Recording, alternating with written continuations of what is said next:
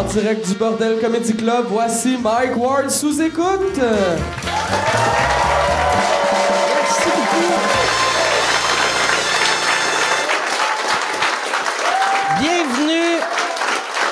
Bienvenue à Mike Ward sous écoute. Merci beaucoup d'être là. Là, ce soir, on enregistre 3 podcasts. Pour le monde qui ont downloadé ça, ça va être quand même juste un podcast par semaine. Mais là, moi... Tout le monde, j'ai remarqué que on dirait que j'ai comme une rumeur où le monde pense que j'ai un problème d'alcool. Puis là, je voyais le monde, tout le monde sur Facebook était comme Chris Mike va être scrap le 3e show. Tabarnak, asti. Puis pas de vrai, des fois j'ai de la misère à me rendre jusqu'au 2e. Fait que là 3, j'étais stressé. Puis là, je me disais, qu'est-ce que je fais, asti? Je fais-tu je bois pas. Non. Je fais-tu, tu sais, comme un drink, un pas de drink, un drink, un pas de drink. Et finalement, j'ai trouvé la solution avec, je vais faire comme les vaccins. Tu sais, quand tu te fais vacciner, là, ils te donnent un peu de la maladie avant. Puis après, quand tu pognes la vraie maladie, ton corps fait « m'en caler, je l'ai déjà eu ». Ton corps est capable de se défendre. C'est ça que j'ai fait aujourd'hui. Moi, toute la journée, j'ai bu un peu, juste... Je suis insoulable, c'ti. Je viens de résoudre le mystère de l'alcoolisme. Et non, je suis très content d'avoir ce soir mes invités. Il y en a un, c'est la première fois qu'il fait le podcast. L'autre, il l'a fait, c'est sa 3e fois. Je suis très content de les avoir, mesdames et messieurs. Voici François Léveillé et Sylvain Larocque.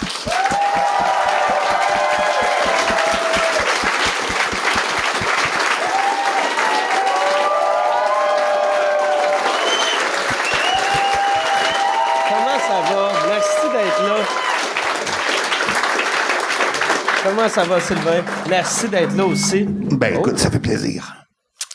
Là, vous autres, vous connaissez quand même bien. Vous avez travaillé ensemble pas mal. Ben, c'est François qui m'a découvert, moi. OK. Oui, écoute, ça fait longtemps, là. C'était en 94, 93. Dans ces eaux-là. Ouais, moi, écoute, ce jour-là, je te jure, c'est vrai, là.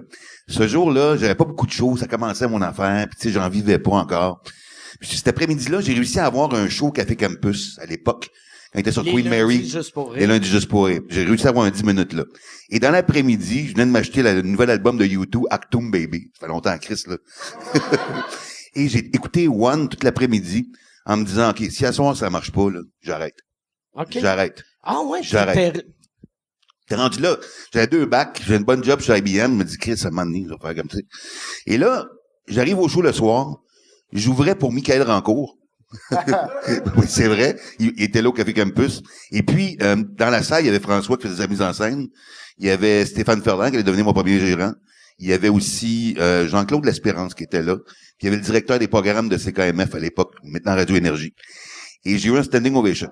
Oh, en 10 minutes? En 10 minutes. Chris, ça arrivait jamais. Ça arrivait jamais. Lundi. Mais là, Ça a coûté cher en sacrement. mais tous ces gens-là sont venus me voir, me proposer de travailler avec eux autres, dont François. Il m'a dit, hey, tu pourrais m'aider avec mes textes. Je t'aiderais avec la mise en scène, tout ça. Puis depuis ce temps-là, on est amis puis on travaille ensemble. OK. Mais avant ça, il y avait l'École nationale de l'humour où je Oui, passais où les auditions. J'avais découvert Sylvain Larocque. Écoute, il y avait des cheveux dans ce temps-là. Ça fait longtemps, sacrement. Là. Ouais. Puis, mais honnêtement, là, il était tellement différent des autres. Parce que, tu sais, on passait des auditions, on envoyait passer. Il y en a un, entre autres, qui m'avait fait rire parce ça se pouvait pas. Parce que tout le monde voulait faire de l'humour. Tout le monde va encore faire de l'humour. Des fois, on a l'impression. Puis il y en a un qui est arrivé, il dit, j'ai un numéro. Puis qu'est-ce que tu fais dans la vie? Il dit, ben, je vends des vêtements, tu sais. Je dis, OK, fais ton numéro. Il dit, OK. Ben, là, c'est un client qui rentre. Puis, il dit, je vais essayer ce chandail-là. Je dis, OK. Là, il prend le chandail, puis, il met le chandail. Il dit, OK, je vais essayer les pantalons que là. OK. Fait qu'il met les pantalons, tu essaye des pantalons, il dit, ah non, ça me fait pas, je vais y retourner. C'était ça son numéro. Il y avait rien. Il y avait fuck all. Je te jure.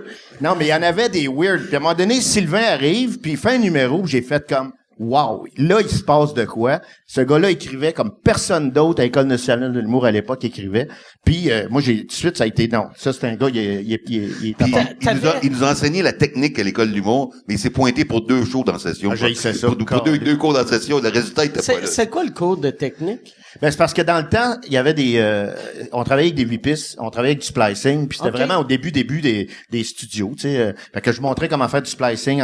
Tu travaillais en 8 pistes, après ça, tu mettais ça, puis tu coupais, puis tu apprenais à travailler en studio pour la radio, pour la télévision. On travaillait dans le fond. L'idée, c'est que l'humour, t'en fais sur scène, mais t'en fais aussi à la TV, t'en fais à la radio. Alors, ça t'a donné une idée de toutes les options possibles pour gagner sa vie en faisant ce métier-là. Est-ce que tu vois que ça a changé, hein, C'est énorme.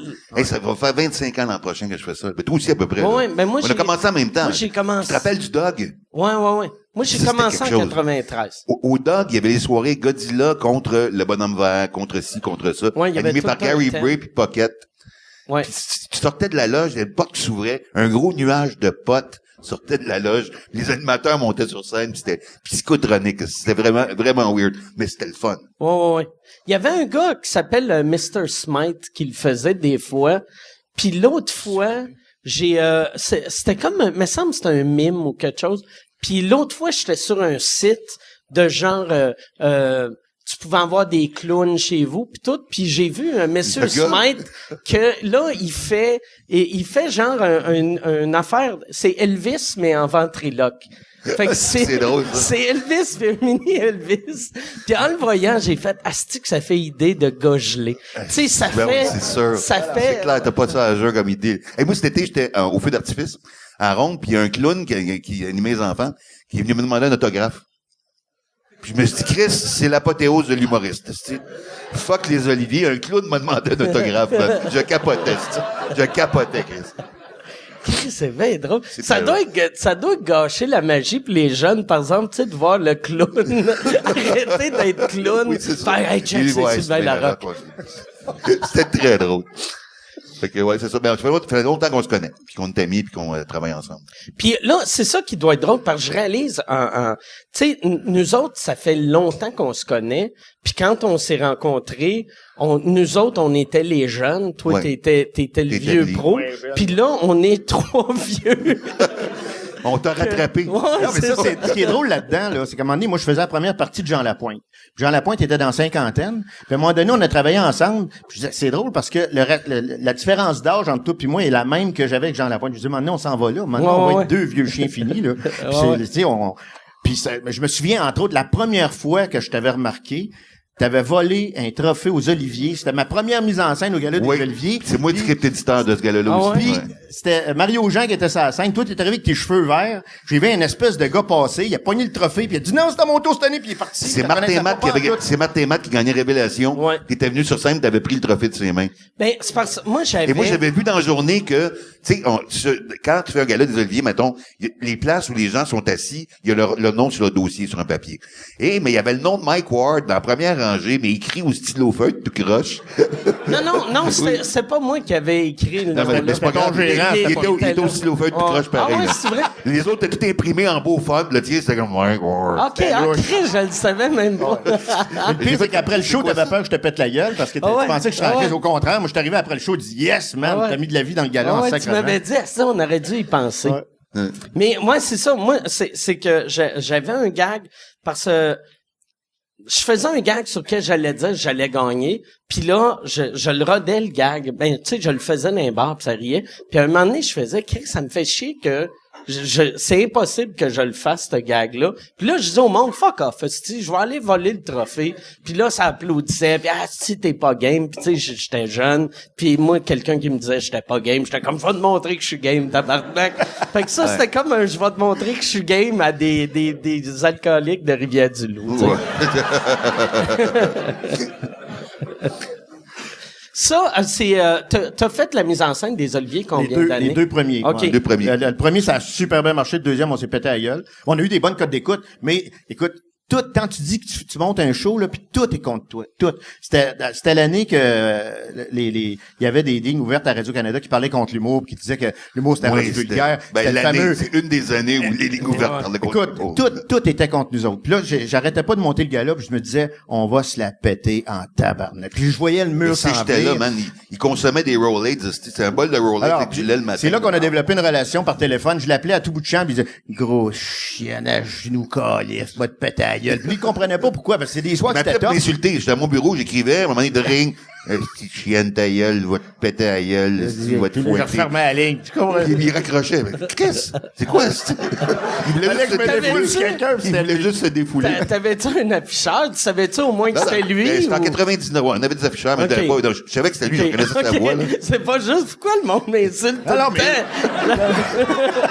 J'essaie de travailler. Je n'essayais pas de changer de voix. J'aurais dû changer de voix à chaque fois. Ça aurait été encore plus drôle. Ouais, ça aurait été encore plus drôle. Mais non, mais en Cette écoute- année-là, Éric Lapointe aussi, c'était pas présenté à répétition. Non, c'est ça. Éric Lapointe devait faire... À un moment donné, Éric m'appelle, il dit « OK, je vais faire le gala, mais tu viens faire mon spécial à TV. Je vais chanter « Oui, vive le cul », puis tu vas être mon choriste avec Lise Dion. Je dis « OK, on va y aller. » Parfait, on y va. Non, pas de problème. Fait qu'on chante « Ouais, vive le cul », on était bien en cuir, tout, puis tout allait bien, toute l'affaire.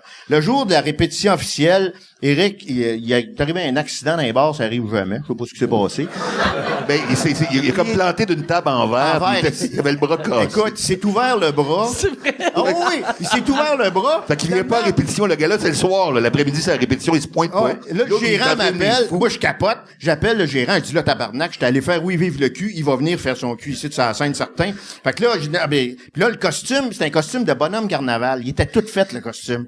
Ben là, il arrive à répète. Esprit, il a le bras de même. Il est tout décalissé. J'ai dit, qu'est-ce qu'on fait avec ça? Je dis, on refait le costume de la merde. Fait que le bonhomme est à mancher de même. Avec une tête. On lui a fait faire les voix l'après-midi. Il a fait du lip-sync. Le soir. Anyway, on s'en sacrait. Il y avait une tête de bonhomme carnaval sur la tête. On le voyait pas chanter. Fait qu'on avait tout préenregistré ça. Puis, en tout cas, on avait réussi à faire le numéro. Après ça, on avait engagé un imitateur pour faire toutes sortes de personnes qui venaient chercher le prix, qui étaient en crise parce qu'ils gagnaient pas. Ouais. Puis, le gars arrive le jour même, extinction de voix, pas capable de faire ça. J'avais demandé Tout à à la Jean-Pierre barre. Ferland de faire une parodie pour rendre hommage à Jean Lapointe. Il a oublié les textes. Finalement, il dit, je vais refaire ma version dans... Tout allait mal, tout en avant.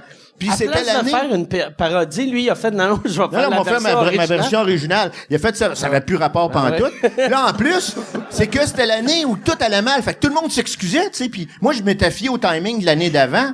Fait que je me dis au timing de l'année d'avant, merci beaucoup, je remercie mon père, ma mère, on part en tournée, venez nous voir, parfait, bye. Là, c'était pas ça, là. En tout cas, nous autres, là, on n'est pas comme les... Non, nous autres, on aime ça, puis là, on fait de la belle job, puis là, ça se finissait plus. Il gagne 3 trophées, il dit la même crise d'affaires 3 fois. J'étais allé voir un moment donné, je disais, ferme ta gueule, prends ton trophée, puis décrisse. C'est parfait. Tout le monde a compris ton message, là.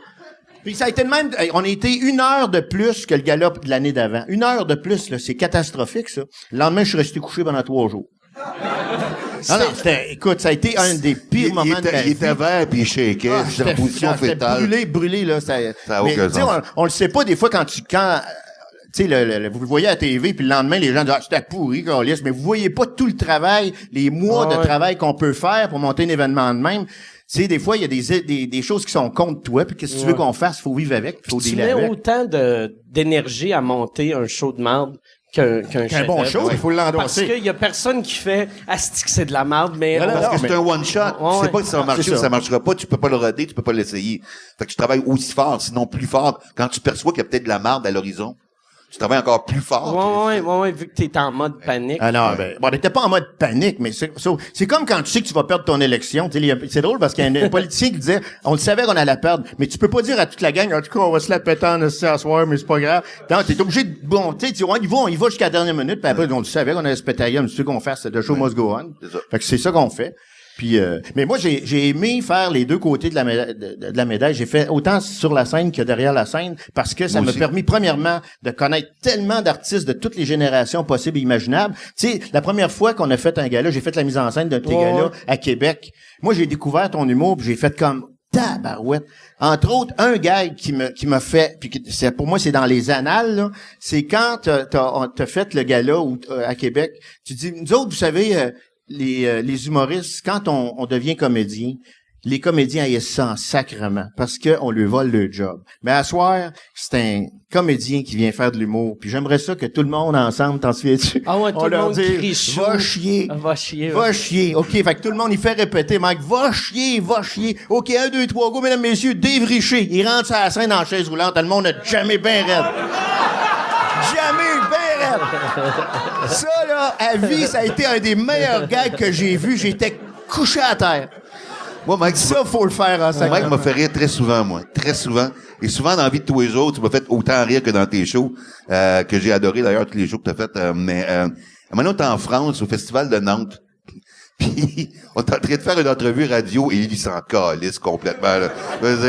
Ah, qu'est-ce que vous pensez de l'humour français, monsieur Varde? Ah, honnêtement, c'est de la marde. C'est de la marde, esti. Vous autres, c'est setup, prémisse, punch. Vous autres, c'est setup, prémisse, grimace. Et puis, après ça, pendant l'entrevue, à un moment donné, il parlait avec d'autres mondes. On était 4 avec Guy Nantel, puis quelqu'un d'autre est loin. Il se penche à mon oreille, puis fait comme, oui, Sylvain, là, j'écoute les Français parler. J'ai toute l'impression qu'ils sont à 2 drinks de me sucer la graine. C'est là que je l'ai ri en tabarnak. Ah, c'est drôle, là. Mais c'est ça qui est weird. Moi, à cette heure, quand je vais en France, ils ont tout le temps l'impression que je les haïs. Parce que... Je sais pas pourquoi, hein. Mais moi, je sais pas si vous avez remarqué ça. Il y a eu comme un changement dans l'humour français dans les 4-5 dernières années. Ben oui, ils sont venus ici, fait qu'ils ont compris. Mais non, mais ils ont... tu sais, j'avais dit en gag à un gars un moment donné, la vieille génération de Français me connaissait parce qu'ils volaient mes jokes. Puis la nouvelle génération me connaît parce que ils s'informent sur qu'est-ce qu'il fait. Ouais. Non, mais tu sais, à cette heure, ils regardent ce qui se passe sur YouTube, ils regardent... tu sais, j'ai l'impression qu'avant, c'était trop théâtre. C'est vrai. Il y avait le mur. Les autres, ils jouaient. C'était impossible de communiquer avec le public. Ça se faisait pas en Europe. C'était une question de convention. Ben, il y en a qui le faisaient, mais peut-être 50%, là, tu sais, là. Non, c'est ça. Mais à force de voir un moment donné le stand-up comique, moi, je pense que le stand-up a vraiment changé la donne parce que, tu sais, on parlait d'humour. Moi, j'ai fait des personnages, mais j'aime aussi faire du stand-up dans mes shows. Parce que le personnage te permet de dire des affaires que tu dirais pas personnellement. Ça te permet de faire parler quelqu'un d'autre. François, ton premier show, c'était rien que des personnages, toi. Mon premier show? Presque. Nous deux, Maxime Martin, François Mascotte, on était les premiers à faire du stand-up. François Morancy aussi. Moi, j'avais mis un personnage à mon premier show. Oui, vu que... comment il s'appelle? Henri? Mon producteur faisait, ça prend un personnage. Puis j'étais comme, mais non, ça prend pas un personnage. Puis il disait, oui, esti, tu sais, si tu veux vendre des billets, ça prend un personnage. Puis j'étais comme, ça n'a pas de sens. Puis j'en avais fait un. Puis quand on a sorti le DVD, j'ai coupé le number. Ah oui, c'est ça. Tu sais, parce que ça fitait pas avec moi. Moi, j'aime ça faire des personnages, mais moi, c'est ça qui est drôle. Pis c'est ça qui m'impressionne mettons, toi, quand tu fais ou tu faisais des personnages, t'étais capable de l'assumer tout le long. Moi, je suis bon en duo, en personnage. Mais quand je suis tout seul, comme avec Pat, que tu faisais. S'il y a un gag qui marche moins, là, tu le vois dans ma face que je me dis, qu'est-ce que je fais ici avec ce petit costume-là? Tabarnak, j'ai de l'air d'un esti d'étron. Mais moi, j'aimais jouer des rôles de comédien. Puis souvent, le personnage, c'est comme dans un sitcom, si tu veux. Ça te permet de créer une autre situation, puis ça te permet d'amener ton personnage... tes propos ailleurs, ça te permet... Sauf qu'avec le temps, moi, à un moment donné, là, j'en fais plus parce que j'ai décidé que je passais à autre chose, puis que j'avais envie de faire des choses, de dire ce que moi je pensais, puis de parler... Parce qu'il y a bien des humoristes qui assumaient pas leurs propos à l'époque, je pense. Qu'un personnage leur permettait de dire ça. Oui. Alors, mais Mike, s'il y en a un qui assume ses propos, c'est bien lui. Ah oui, tout à fait. Il n'y a pas besoin de personnage. Moi, ça m'aurait pris un personnage, par exemple. Des fois. Regarde ça de l'œil extérieur, là, ça aurait été une crise. Ton producteur avait raison, finalement. Mais des fois, t'es un personnage aussi, parce que quand on te connaît dans la vraie vie, puis quand on connaît jusqu'où t'es prêt à aller sur la scène, il y a un écart entre les deux en tabarouette. Mais parce moi, je pense tout le monde sur scène, t'es automatiquement un personnage. Donc, t'es une caricature de toi-même. Ça prend une couple de traits de personnalité, t'es exagères, ça devient toi de scène. Tu sais, il y a une affaire que j'ai entendue dernièrement, l'humoriste australien Jim Jeffries, il disait, tu sais, souvent les humoristes qui se mettent dans la marde, le monde dit, il a dit ça veut dire qu'il pense ça, puis il dit, ce que je dis sur scène, c'est pas ce que je pense, c'est ce que je pense est drôle.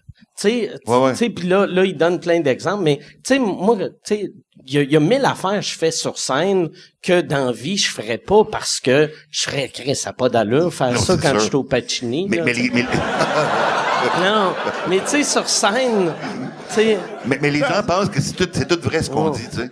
Ils pensent qu'on pense ça, tu sais, fait que... Ben, le personnage t'a aidé à faire passer la pilule des fois, c'est pour ça que j'aimais ça en faire. Mais en plus, moi, je suis comédien, tu sais, j'ai joué dans bien des affaires. Fait que le jeu en soi m'intéressait. Fait que de créer, par exemple, puis souvent, les personnages que j'ai créés sont issus de la vie réelle. Tu sais, comme Bob Cashflow, c'est un gars de bar, c'est les Frères Dubois. Tu coupes, toi, tu censures-tu?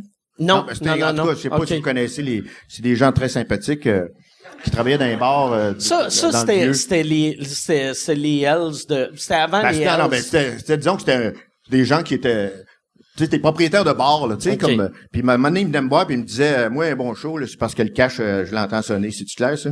Fait que, tu sais quoi faire. Fait que là, tu faisais ton show en espérant que t'entendes drelin dans le cash, parce que sans ça, il venait te voir après, puis non, tabarnak, Qu'est-ce que tu fais, toi, là? Fait que c'était un personnage qui était un gars de la Qui mafia. était basé tu sais. sur un ancien booker. Non, mais c'est un mélange des deux. Il y a un gars aussi à Granby que j'ai rencontré. Puis j'ai fait un montage de tout ça. C'est une espèce de personnage. Tu sais, mon booker dans le temps à Granby, il disait, je voudrais avoir François Léveillé. On a tant de budget dans ce prix-là. On vous envoie la photo. C'était un genre d'argument. Moi, il me faisait bien Oui, rire. moi, je dis, toi, t'es un bon produit, toi. Ouais, c'est un bon produit. Oui, il donnait un livre de jokes, puis tu ferais un choix avec ça.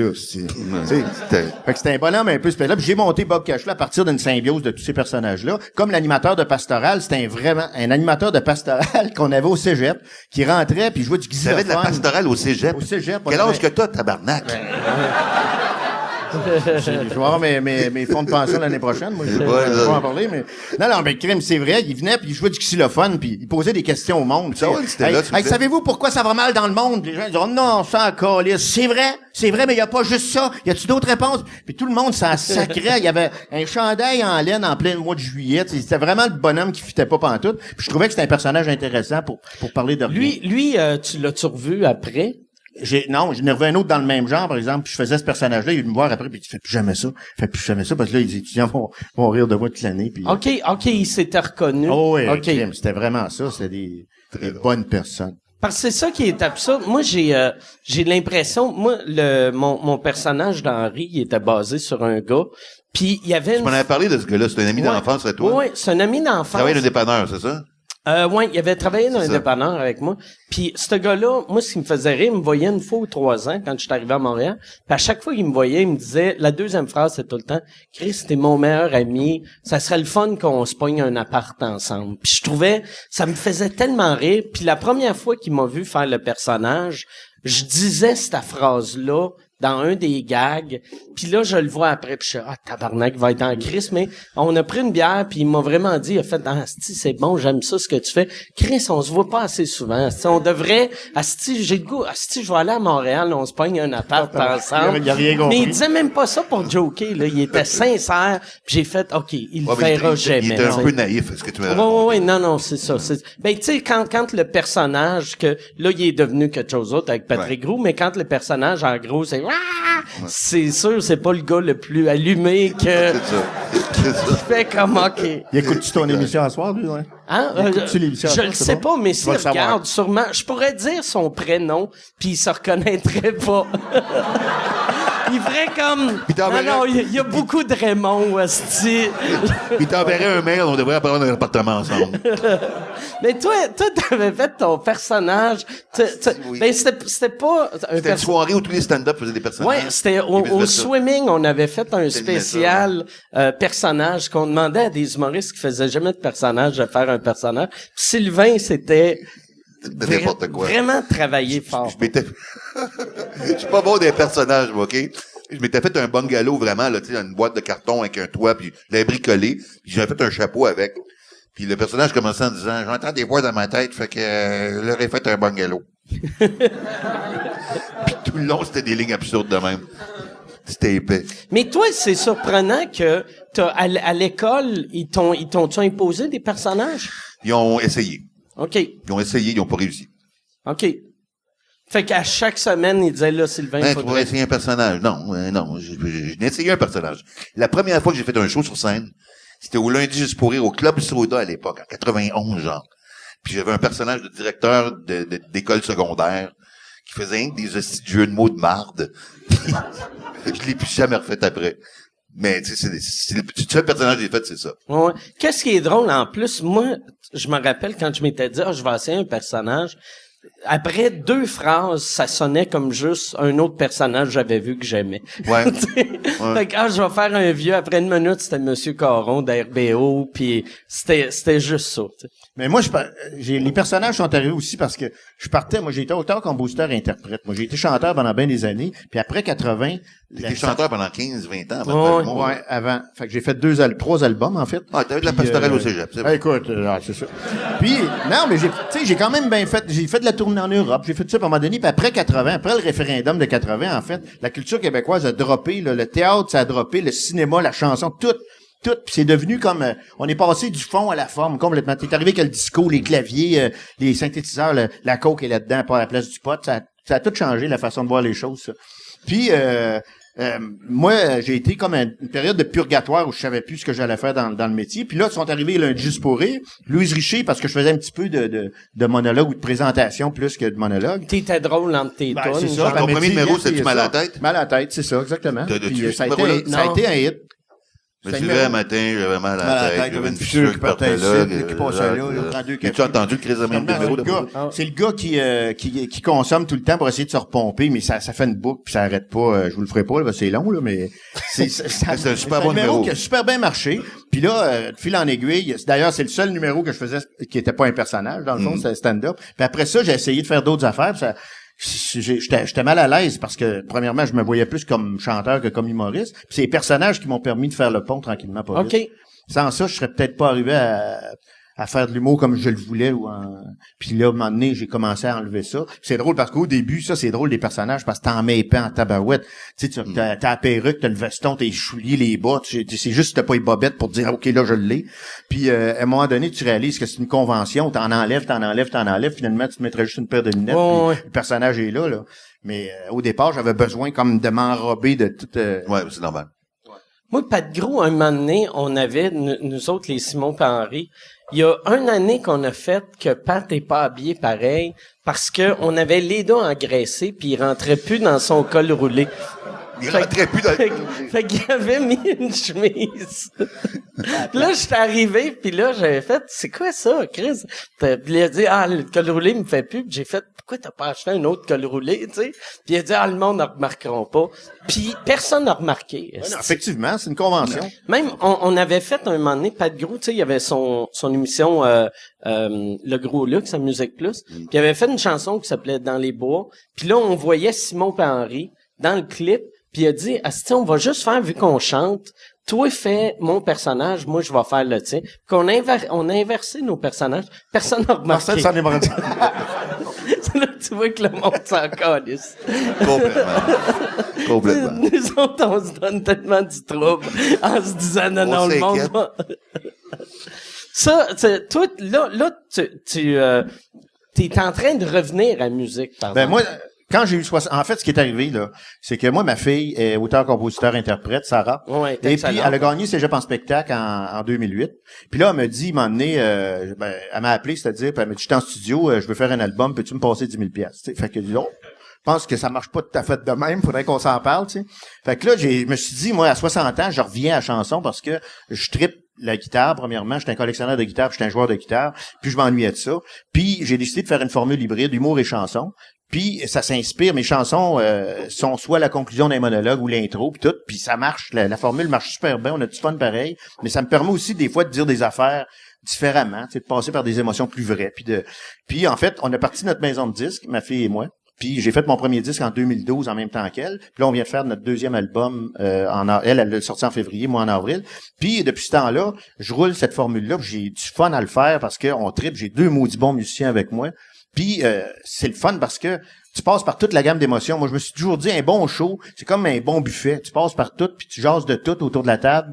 Puis tu passes par toutes les gammes d'émotions. Puis à la fin de la soirée, tu te dis, calisse qu'on a passé une bonne soirée. Pour moi, c'est ça, tu sais. C'est comme si, ici, actuellement, ce qui est le fun, c'est qu'on peut parler de tout et de rien. Mais on parle du métier, on parle des travers, on parle des erreurs qu'on a faites, des bons coups qu'on a faits.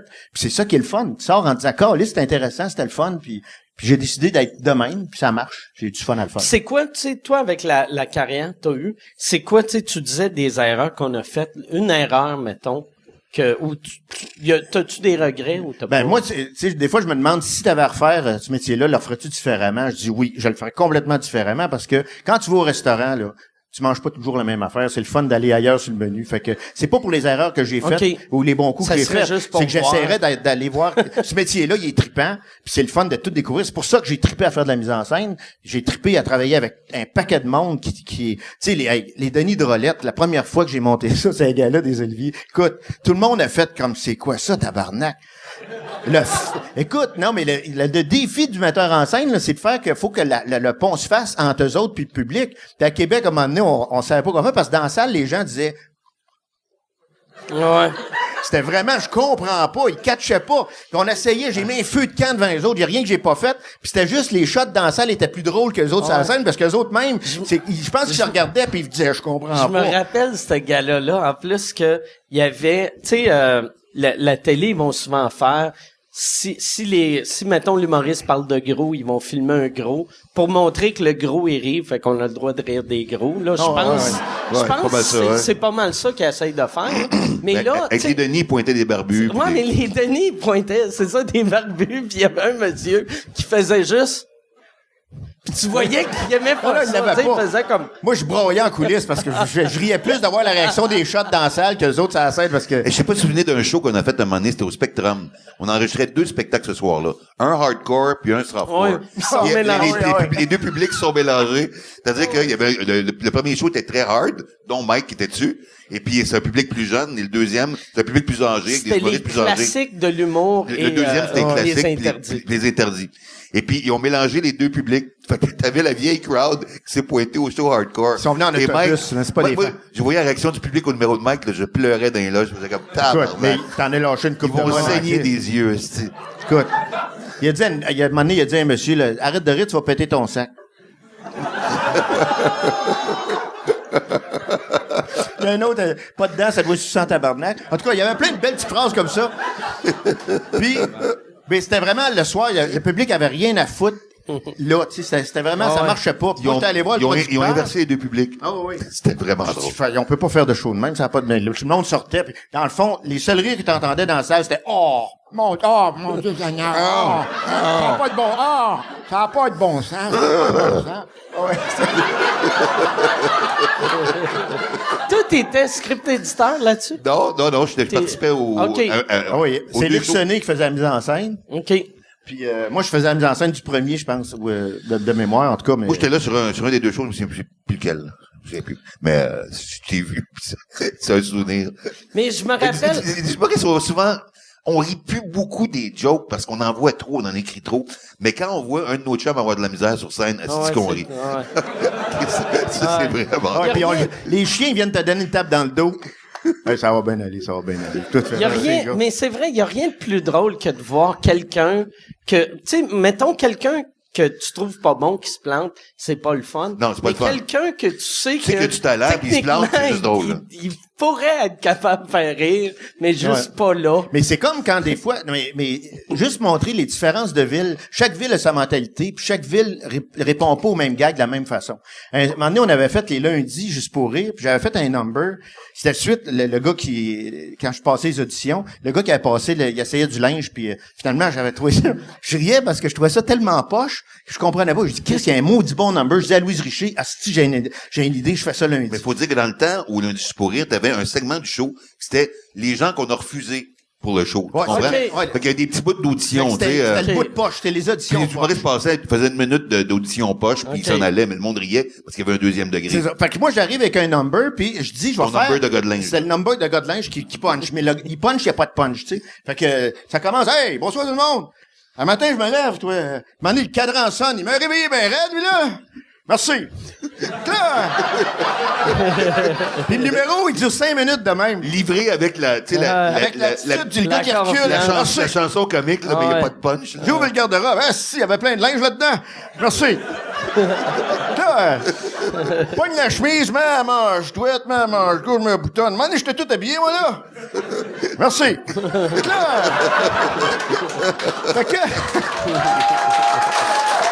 Fait que, finalement, le number, ça marche à la planche au lundi. Mais je disais, là, j'appelle Mario Grenier à Québec, au Dagobert. Je dis, hey, je vais faire ça. J'ai un nasty number, mon gars.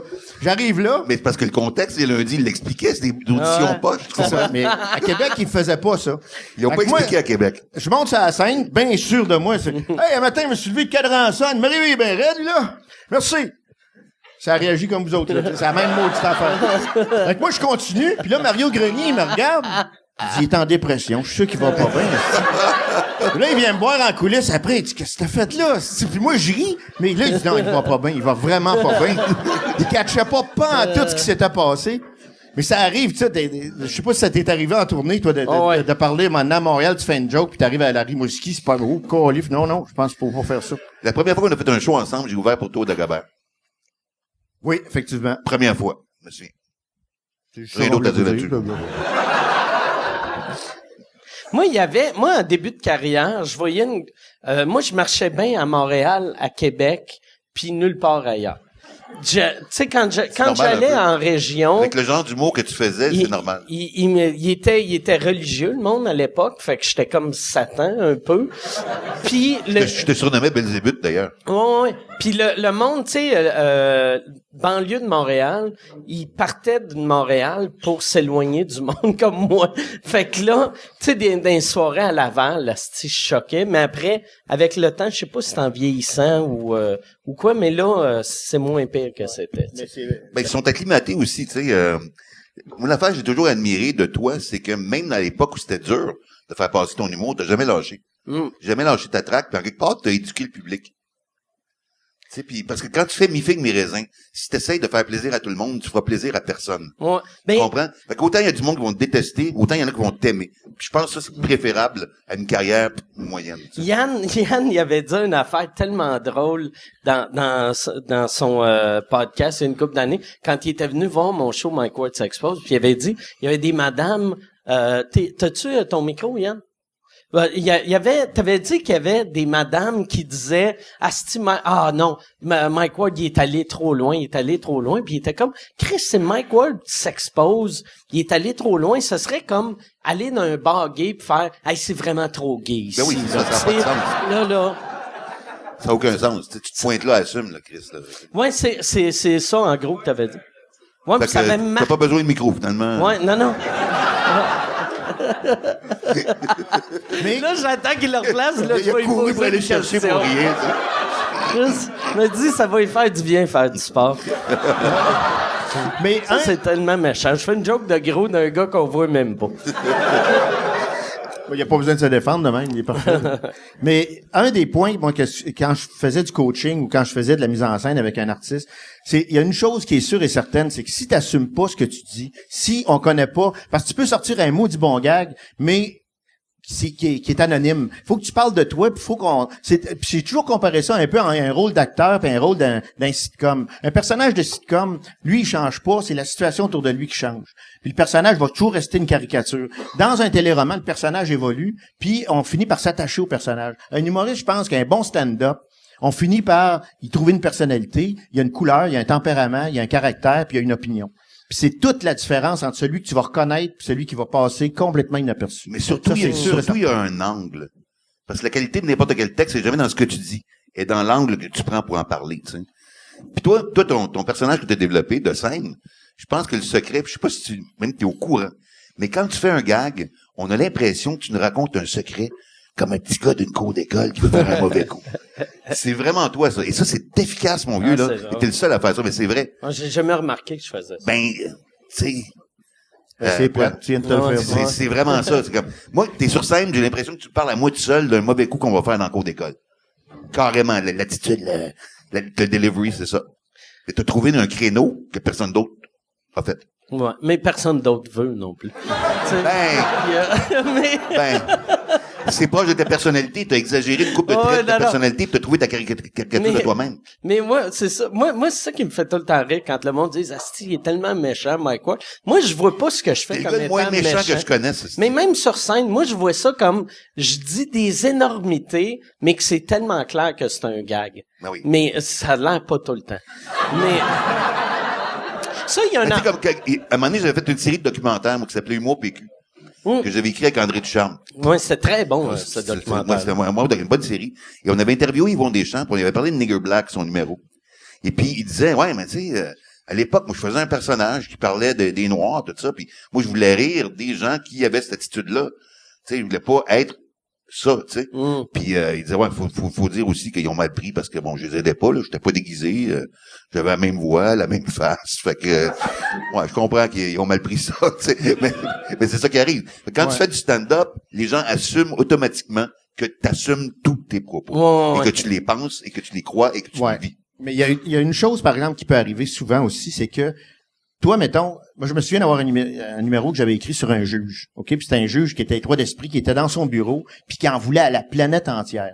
Le juge en soi, puis ça, c'était suite aux événements dans les nouvelles, on avait vu des juges qui étaient allés chez des prostituées, des affaires, puis il y avait des scandales qui sortaient, puis je me dis, dans le fond, les juges sont comme monsieur tout le monde, ils ont des préjugés, puis c'est dans le fond l'histoire d'un juge qui parle contre les Noirs, contre les Indiens, contre ça. Puis à un moment donné, à radio, ils ont décidé de prendre un segment de mon monologue. Ça a changé complètement hors contexte, puis ils l'ont passé en ondes. Ben, j'ai eu la communauté autochtone sur le dos parce qu'ils étaient certains que j'étais un maudit raciste, alors que c'était pas ça du tout l'intention, c'était de montrer au contraire que même dans les hautes instances, des fois, tu peux faire des erreurs de jugement. C'était ça le message de mon monologue.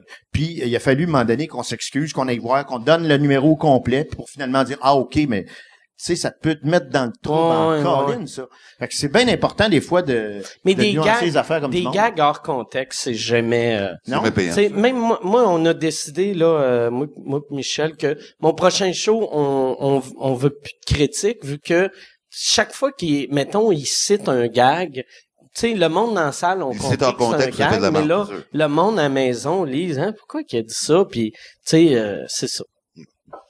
Mais il y a une affaire que je veux parler d'un gag qui a été mal pris. C'était quand t'avais fait la mise en scène du gala de moi puis Patrick Gros à Juste pour rire, que c'est la première fois qu'on voyait Pierre Hébert faire c'est vendredi on fait l'amour. Toi ça c'est un personnage dans Annie et César. Je jouais moi à l'époque. Tu jouais dedans. Je jouais dedans, c'est ça. Puis ils ont pas trippé la gang d'Annie et César. C'est-à-dire qu'au départ, on avait approché, moi j'avais approché les auteurs, je leur avais demandé est-ce que vous permettez de qu'on utilise le personnage. Elle était je comprends d'ailleurs mais elle était insultée parce qu'elle dit vous allez tuer mon personnage puis toute l'affaire.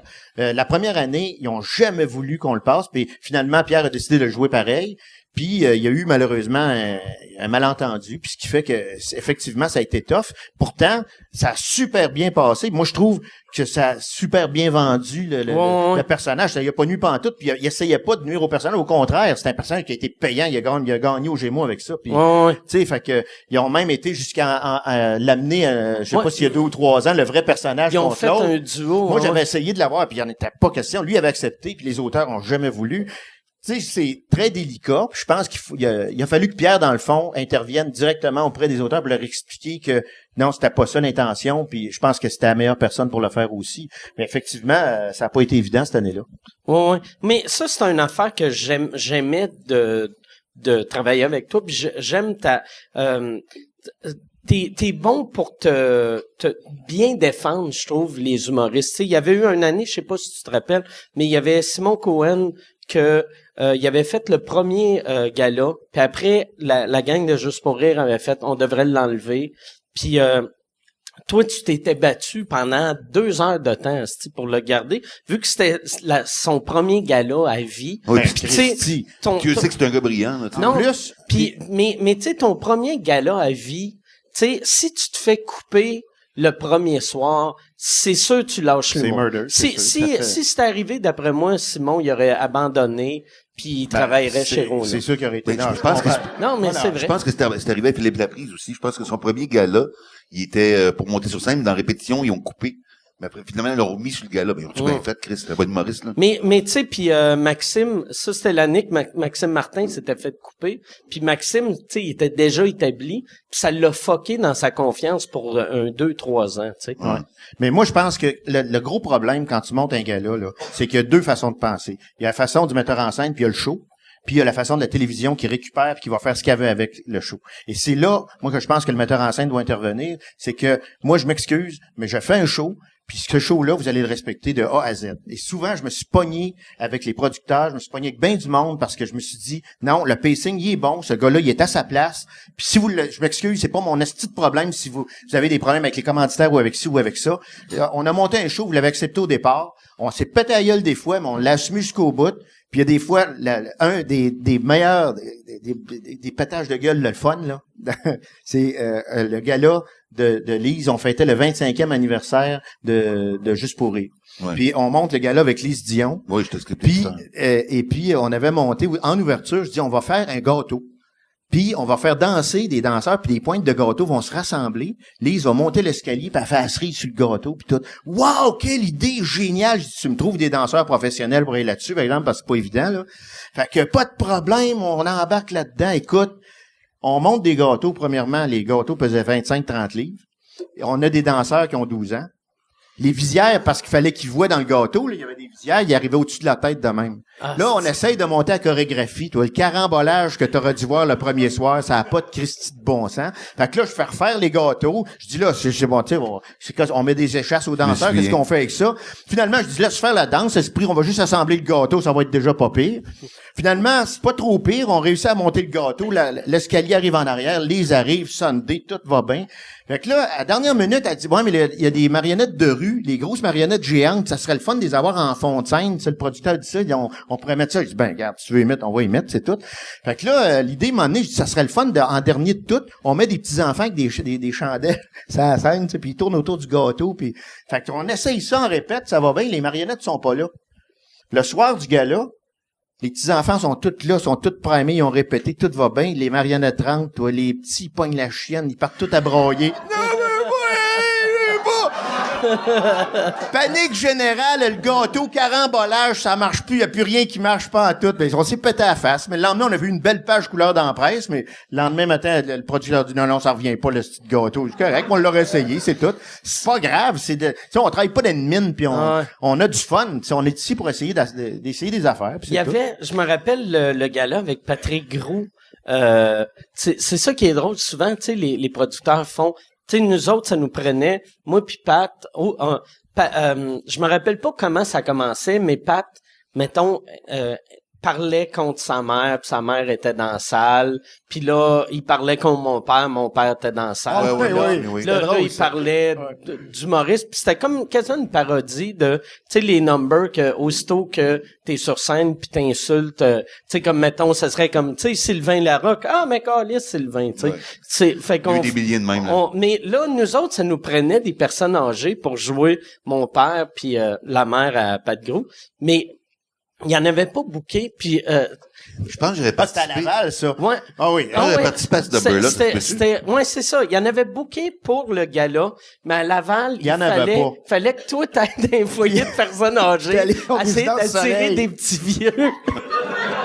Comme un pédophile de vieillard. Je suis parti avec ma décapotable puis ma fille Sarah, qui était mon assistante. Je dis, on s'en va au Résidence Soleil, il faut qu'on ramène 12 petits vieux. Tu sais, fait qu'on s'en va au Résidence Soleil, y a-tu des gens? Puis tu vois, OK, parfait. Puis là, je dis, ben, c'est toi, je l'amène tranquillement, il était content, toi, chose. Je dis, OK, on fait un voyage. Il y a pas le choix de te suivre. 3 voyages de même pour les amener, parce qu'il n'y en avait pas, ils savaient pas. Quand ils sont en chaise roulante, il n'y a pas le choix de te suivre, là. Ben, il n'y a pas le choix. On l'a attaché au bumper en arrière, puis... Mais en tout cas, ça a été effectivement à la dernière minute, on a eu des surprises de même. Mais ça, ben même tu sais le numéro avec Pierre que son la deuxième année Pierre Hébert arrivait, là Pat Groux le tirait.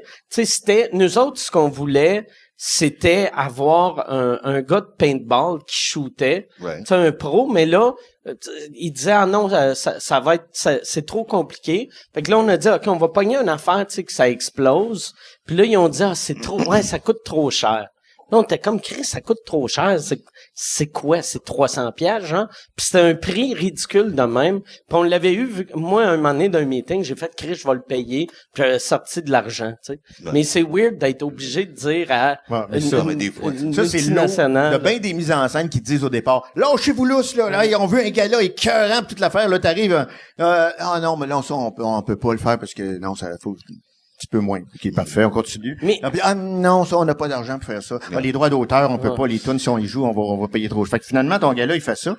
Puis t'es obligé de t'engueuler pour dire, hey, là, ça va faire, sacrément, on va-tu les avoir, nos affaires? Puis aussi, il y a une affaire, tu sais, comme cette année-là, c'est la première année que Rachid animait un gala. Puis tu sais, il était signé chez Juste pour rire. Puis, fait que là, eux autres, on dirait, mettons, s'il y avait 100 000 de budget pour les 5 galas, ils ont mis 80 000. Tu sais, lui, son gala, ça commençait des explosions. Son 17 Michael Jackson qui descend de l'hélicoptère. Moi, je veux un pouf. Tu sais, c'est weird. Non, c'est ça. Fallait se battre, puis c'est la beauté du métier. Ça, c'est ce que vous savez, vous découvrez ça ce soir, mais il y en a c'est ça avec qu'on vit à longueur d'année. Toi, vous autres, est-ce que vous aimez mieux le travail backstage ou sur scène ou c'est le mix des deux? Moi, j'aime mieux le sur scène, mais j'adore le backstage pareil parce que je me dis qu'un jour, rendu à 70 ans, j'aurais plus envie de faire de la tournée puis pour rester chez nous. Maison de campagne, moi écrire des films, moi écrire des séries. Moi, c'est le contraire. Tu sais, là, je fais plus de mise en scène, je travaille plus pour les autres, je fais juste mon show, ma tournée. Ben, c'est ça, moi aussi, c'est ça que je te dis. J'aime mieux le show. Non, mais tu me dis qu'éventuellement, tu veux faire de la tournée. Tard. Mais là, j'adore ça, faire de la tournée. Moi, je pars, puis j'ai du fun au bout. Puis, mais t'as pas encore 70 ans, pas loin, là, mais ça arrive. Ouais, ça s'en vient. Inquiète-toi pas. Moi, t'arranger le quoi, moi, tu vois. Puis, non, mais c'est ça. Moi, je pars, sauf que j'en fais plus l'hiver. J'ai décidé que l'hiver, c'était trop tough. La dernière tournée, j'ai pogné le Nouveau-Brunswick au mois de février, mon gars, là. T'as à moins 40. C'est rough. Je l'ai fait, c'était en février. Non, j'ai dit fini. J'en fais plus. Fait que l'hiver, là, je passe mon hiver dans le sud, bien tranquille. OK. Puis je fais des hivers, hein? C'est où tu vas? Boynton Beach. OK. Boynton, je passe mes hivers à Boynton. Mike m'a loué son condo l'année passée à Orlando. Ouais, c'est pas pire, ça. C'est le fun. Ouais. Donc là, on est en train de péter de la boue. Tranquillement, on va changer de sujet. Ouais. non, mais Chris, t'as le droit d'avoir mais c'est vrai que j'ai décidé, à un moment donné, que j'en faisais plus l'hiver. Fait que l'été, je fais des festivals, mais je fais plus de tournée. Fait que je fais de la tournée au printemps et à l'automne, that's it. Hey, puis question stupide, pourquoi t'as 8 paires de lunettes? Non, j'ai 2 paires. OK, non, je pensais que t'avais plein de... Non, c'est juste ça. OK. Je pensais... Regarde, c'est l'autre, c'est celle-là. Parce que je me disais, Chris, il est-tu allé au cinéma? Ils sont puis il a volé? Les 3D. Ils sont pareils, mais ils sont fumés, mais... Les 3D, j'ai même parlé de ça. Ouais, c'est ça. Il y en a une pour amener au cinéma. Toi, ça, t'avais essayé le 3D, hein? Ben, moi, c'est parce que, OK, moi, je suis aveugle d'un œil, OK? Mais, tu sais, depuis la naissance, je suis aveugle d'un œil. Fait que je le sais pas, tu sais. Je pense plus. Ça a toujours été de même. Mais à un moment donné, je m'en vais, j'étais à l'université, j'amène ma blonde au cinéma IMAX à l'époque, il y a des films 3D, c'est la grosse affaire. Ça en va là, si je paye 20$ d'étiquette, j'achète du popcorn pour un autre 200$. Puis, on s'assoit dans la salle, on met nos lunettes, tu sais, puis là, le film commence, tout le monde trippe. Moi, je suis là, ben, c'est bien de la merde, on se voit tout en double. Ah, calice. Ah, tabarnak. J'y ai pas pensé, j'étais aveugle d'un œil. Ça a vraiment fait ça, là. C'est drôle, ça, de dire ça. J'y ai pas pensé, j'étais avec d'un œil. Tabarnak. Calice. Mais je suis même depuis ma naissance, c'est comme, OK, c'est un accident qui est arrivé avec le forceps. Ouais. Ils m'ont sorti avec un forceps, ça a fait ça. Une hémorragie interne que tu es le nerf optique. C'est mon œil, mais il voit pas. Mais moi, je ne savais pas, t'es bébé, tu nais. Tu sais pas que tu peux être autrement, tu comprends? Fait que mes parents l'ont su à l'âge de 3 ans que j'étais aveugle. C'était ma fête, on jouait à pique la queue de l'âne, puis j'avais un bandeau sur les yeux. Puis là, à un moment donné, je l'ai relevé d'un bord, ma mère m'a dit, Sylvain, tu triches. Mais normalement, je triche pas. Elle dit, mais là, Sylvain, t'as relevé ton bandeau, tu vois? Non, je vois pas, maman. Et là, elle a fait le clic, panique à bord, tu sais. Mais tu y penses pas. Quand t'es habitué d'être de même depuis la naissance, tu y penses pas. Mais c'est moi 3D, c'est pas pour moi. Mais, fait que là, quand t'as levé pis elle pensait que tu trichais, là, elle a fait, puis elle a vu, OK, Chris, ça gâche un party, ça. Ça commence, yeah, pour Sylvain. Oh, tabarnak, ça nous a pris 3 ans avant de réaliser qu'il était comme cadeau, cette année-là, j'avais eu le Viewmaster.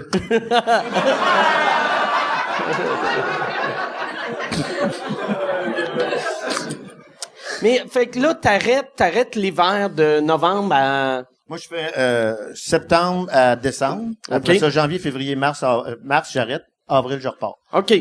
Puis après ça, puis quand, je fais des festivals. Quand tu vas, mettons, au Nouveau-Brunswick, ils sont le fun en esti au Nouveau-Brunswick. Ils sont très fun. C'est beau, en plus. Ils sont fins, puis mais moi, la dernière fois, j'ai fait un party, il y avait une tempête, un spectacle, j'ai fait un show complètement à l'autre bout. Où Wilfred, c'est où qui reste, là? Caraquette. Ouais. Puis, il y a eu une tempête de vent. Ou ben, là... Non, mais une tempête de vent, mais, tu sais... C'est une affaire que tu vois jamais ailleurs. On était à l'hôtel, puis là, il nous appelle, puis il dit, bon, là, ça se peut que le show soit reporté à demain, parce qu'on ne sait pas, mais on vous rappelle. Là, il appelle, il dit, là, on a appelé tout le monde, puis là, ça se peut que le show soit à 3h l'après-midi.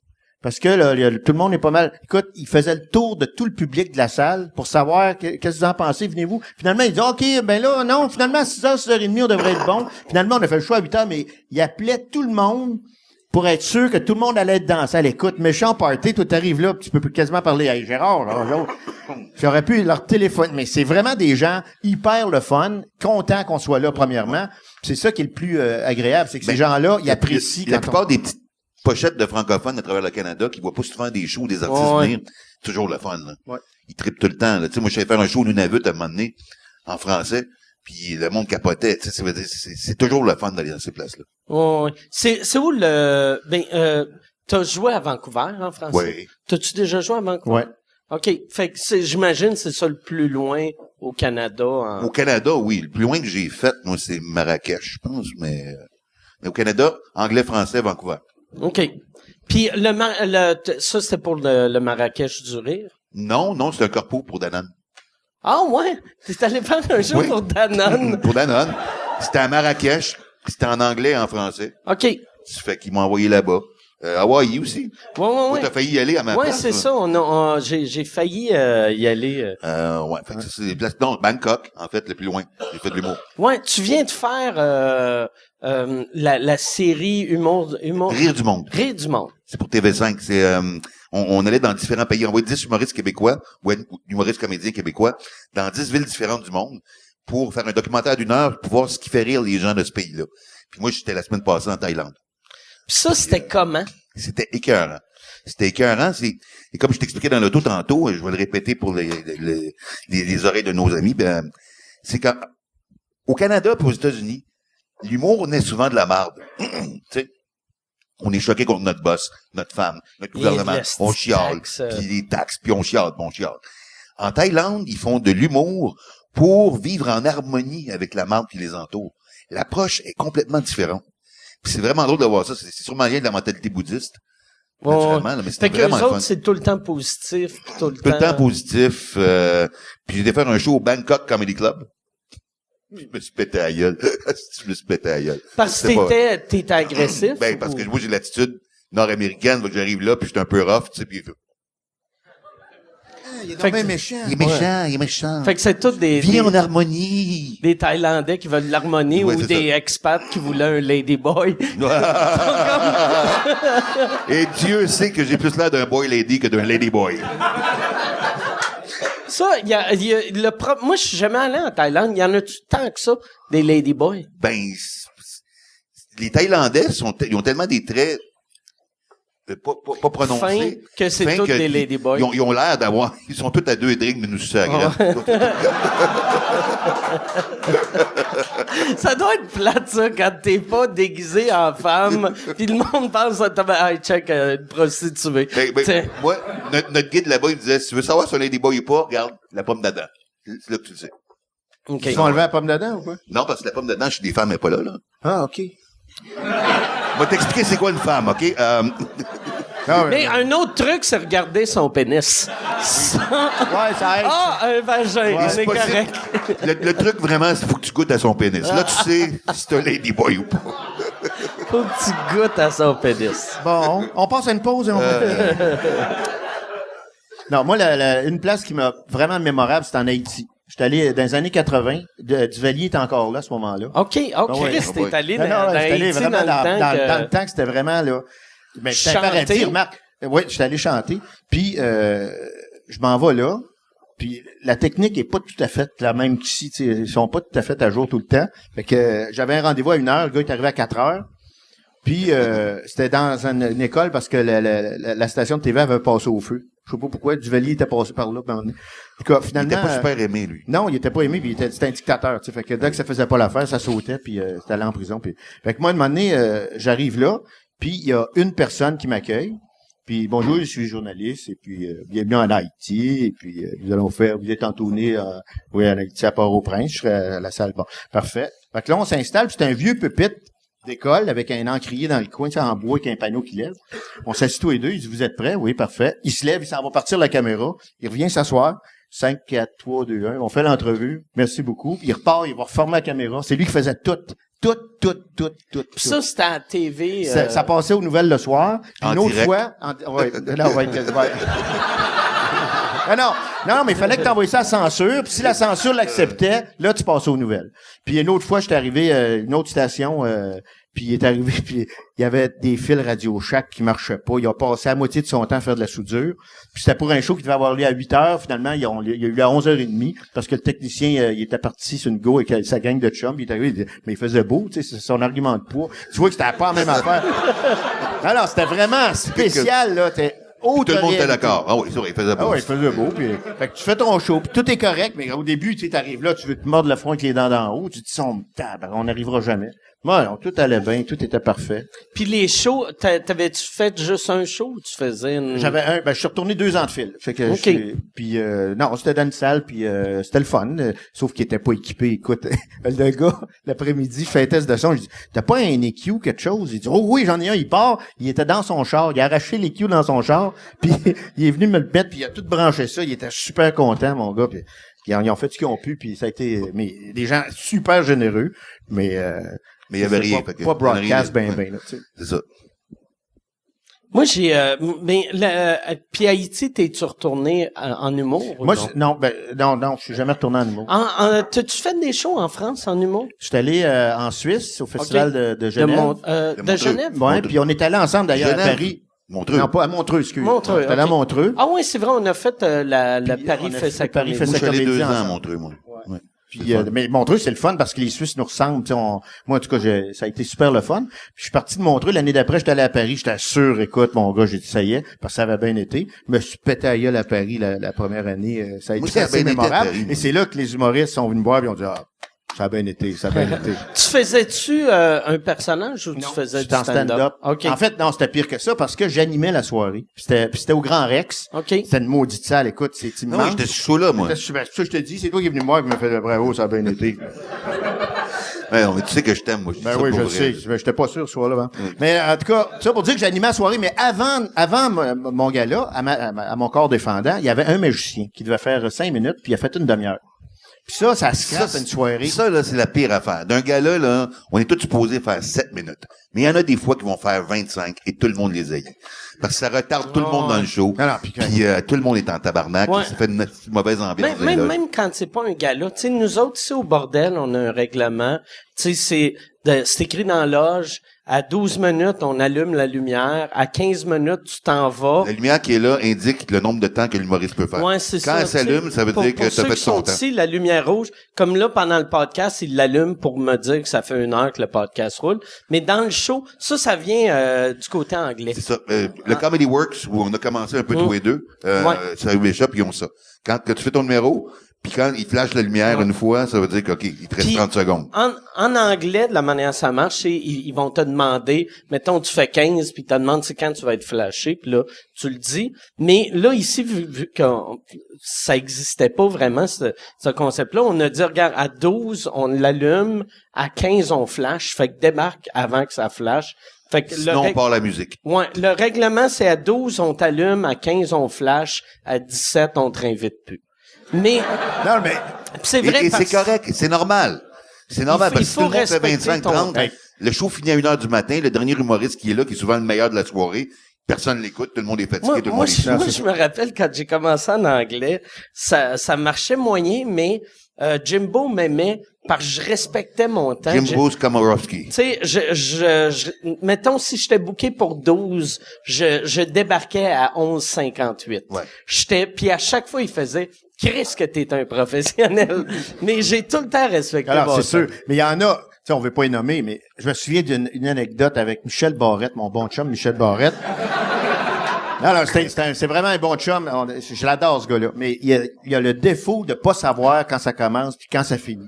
Puis à un moment donné, on était sur le show d'une levée de fonds pour Jean-Michel Anctil pour les décrochages scolaires à Québec, à la salle Albert-Rousseau. Oui, j'étais là. Puis on décide, à un moment donné, c'est Michel qui finit parce qu'on sait pas quand est-ce qu'il va arrêter, tu sais. Fait qu'à un moment donné, Michel monte sur scène, effectivement, en dernier. Il commence. Il doit faire 10 minutes. Il était rendu à une demi-heure, puis il s'en rendait pas compte, ça allait bien. Fait que là, maintenant, on se regarde en bas, puis on dit de la merde, on ferme le show. On passe, fait qu'on s'est tout habillés. On est tous sortis en arrière de lui. Salut Michel, bonsoir tout le monde, tu fermeras les lumières, parfait, merci beaucoup. On est tous sortis par la scène en arrière de lui, en lui disant crime. Tu sais, puis il lui a fait encore un autre 10 minutes. Tout a bien été, mais c'est du grand Barrette. C'est du grand. Moi, j'ai travaillé avec Michel Barrette, Philippe Bond pour le gala qui animait Juste pour rire cet été, OK? J'étais le script éditeur. Et Michel voulait jamais répéter. Il aime pas ça répéter. Il est occupé, il est pas là. Mais on a insisté, moi et Philippe, on l'a fait répéter. Puis le gars-là était en béton, là. C'est vraiment bien été. Il a pas dépassé son temps. Ah, t'étais là? Ben oui, c'est ce gars-là, c'est vrai. Il a pas dépassé son temps. Tout a vraiment bien été. Après ça, j'ai dit, bravo, Michel, 35 ans de carrière pour apprendre que la répétition, ça peut aider. Ben c'est vrai, il a appris ça. Ben, jamais personne osé lui demander de répéter avant non plus. C'est Michel Barrette, tu sais, tu respectes. Mais là, ça a vraiment bien été, là. Oh, ouais, mais ça... Il y avait eu une fois, je sais pas si c'est toi qui faisais la mise en scène, à Québec, à l'époque, avant que ce soit au Grand Théâtre, c'était au Palais Montcalm. Ouais. Puis Steve Diamond était booké pour faire, on faisait toutes 8 ou 10, puis il avait fait 3. Ça, c'est drôle en crise. C'est rare. Ça, là, ça arrive jamais, mais si tu veux surprendre un animateur, fais 3. Dans un imitateur chanté, il n'y a pas de tune qui dure en bas de 3 minutes. Mais ça, j'ai oublié un segment au complet. Tu sais, il est arrivé, il a fait une imitation, il y a eu une clap, puis là, il s'est dit, d'habitude, ma clap, je finis avec ma toune. Il a fait un gag, il a fait Ginette Renault, il a crissé son camp. Puis, je me rappelle plus c'est qui animait. Ça devait être, moi, je pense que je faisais les mises en scène dans ce temps-là, parce que les dans le temps que c'était pas télévisé, ça. Ouais, mais l'animateur l'avait ramené, puis il avait fait, t'as fait 3 minutes, Très drôle.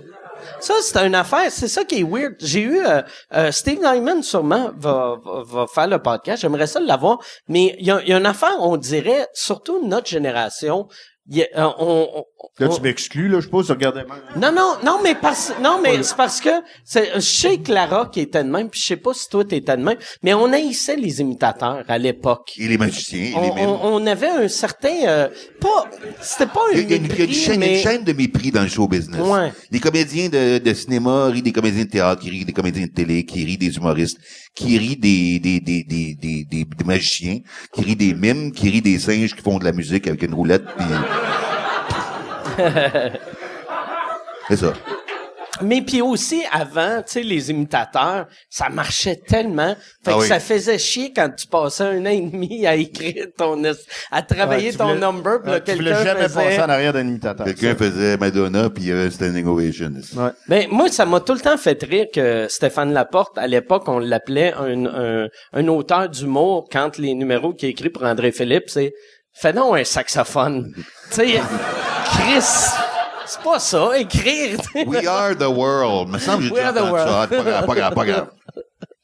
Non, mais ça, c'est vrai que les imitateurs, mais le pire, c'est que, à un moment donné, les humoristes étaient en maudit, puis des fois, il y avait raison, tu sais, parce que, tu disais, Criff, tu reprends, tu sais, quand un humoriste reprend un personnage d'un autre humoriste, là, tu sais, un imitateur, je veux dire, prend un personnage, tu sais, à un moment donné, il y avait, comment il s'appelle, Benoît? Non, Dominique Lévesque, Lévesque Turcotte. Avec Turcotte, oui. Il y avait Danny Verveine. Bon, Danny Verveine, à un moment donné, il était imité par je dirais pas qui, puis à un moment donné, Danny était en maudit, parce que ce Chris-là, il a plus de succès que moi, j'en le fais pour vrai, tu sais. C'est pas des farces.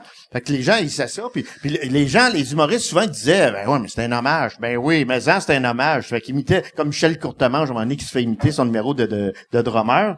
Tu sais, c'était quand même... Snappy, ça. Hein? C'est Snappy qui faisait le drum de Michel. Drum de Michel, non. Me semble Jean-Marie Corbeil faisait le drum pendant un bout de temps. Je sais pas. Ben, il a fait Jean-Marie a fait des affaires, mais c'était pas une tu t'en souviens, le premier gala des Olivier qu'on a monté, là, chaque trophée était remis de façon différente. Tu sais, Mario Jean, il recevait une pizza, puis il regardait dedans, puis il y avait le gagnant. Mais il y avait un trophée pour l'imitateur de l'année cette année-là. Il sortait d'une photocopieuse. Ah, c'est drôle. Tu te rappelles? Et c'était Pierre Légaré et Danny Turcotte qui le présentaient. Ouais, exactement. Non, ça, on avait eu... Très bonne idée, ça. Ouais. Ça, c'est une affaire. C'est peut-être pour ça que la deuxième année, ça durait 1 heure de plus. La première année des Oliviers, ce que j'aimais, c'est que le monde se colissait. C'était un anti-gala. Le monde faisait, même, tu sais, on avait reçu, à l'époque, c'était même pas des emails, là, il me semble, nos gérants avaient reçu des fax pour dire, hey, là, remercie pas ta mère, remercie pas, petit Jésus. On se prenait pas au sérieux. Fais des jokes. T'es un humoriste, fais des jokes. Puis le but, c'était de rire de l'industrie aussi, parce que, à un moment donné, c'est bien beau de faire des galas pour vendre des tickets, mais le but de l'exercice, moi, je me disais, l'humour, là, c'est pas juste les stand-up, c'est les caricaturistes. J'avais demandé aux caricaturistes, Chapelot de venir, puis il avait fait un maudit bon number avec ses caricatures. J'avais demandé, tu sais, moi, je voulais donner des prix pour la BD, je voulais aller chercher toutes les sphères, le cinéma, la télé, amenez-en de l'humour. Oui, au puis début, c'était juste la scène. C'était juste, le premier gala, c'était un anti-gala. La deuxième année, c'était encore perçu comme un anti-gala, mais dans les faits, on pouvait pas faire un anti-gala. Ben, c'est parce que là, l'industrie s'en est mêlée, puis on dit faut vendre des tickets, puis le prix sert à vendre des tickets, puis là, là, ça a tout focalisé. Aussi, ça a commencé quand, je sais pas c'était qui le premier à faire ça, mais aussitôt qu'il y en a un qui a mis sur sa pub du journal, gagnant de 3 Olivier, 4 Olivier. C'est sûr. Là, tu viens de donner une importance qu'il n'y avait pas avant. C'est ça. Alors que le but, au départ, nous autres, c'était ça. C'était vraiment l'idée, on rit de nous autres, on a du fun, puis on se paye la gueule des uns des autres. D'ailleurs, les nominations pour les imitateurs, c'était des têtes d'animaux, les perroquets, des singes, toutes sortes d'affaires. Bon, on se payait à la traite en maudit. C'était drôle. C'est drôle, en Puis, il y avait Martin Matt et André Ducharme ensemble pour présenter un trophée. Martin Petit, André Ducharme. Martin Petit, André Ducharme. Le podium était juste au-dessus de la tête d'André, puis en bas de la tête de Martin, fait qu'on voyait pas André. Puis là, il disait, t'as bien qu'à venir au répète, tu sais, André Duchamp, dit, comment c'est que le podium m'arrive là? T'as bien qu'à venir au répète, si on l'a rajusté, c'est tout. Mais c'était le fun parce qu'il y avait bien de l'inside, mais en même temps, c'était drôle pour le public aussi, Puis, mais c'est ça le défi avec le gala des Olivier quand tu l'écris, c'est qu'il faut que tu fasses rire l'industrie, il faut que tu fasses rire le public à la maison. Qui rit pas aux mêmes choses, là. Le double niveau est dur. D'habitude, si tu fais rire l'industrie, le public aimera pas ça. Puis si tu fais rire le public, l'industrie va faire les humoristes vont faire encore. C'est ça le défi. Mais vous tu sais comme là, ça va pas super bien aux Olivier.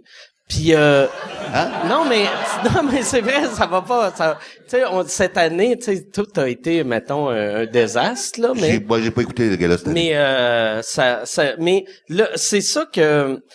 Comment qu'est-ce qu'il faudrait faire avec ce gala-là pour que ça devienne... Moi, je pense qu'il faut revenir à l'anti-gala. Ouais, je suis exactement à la même place que toi.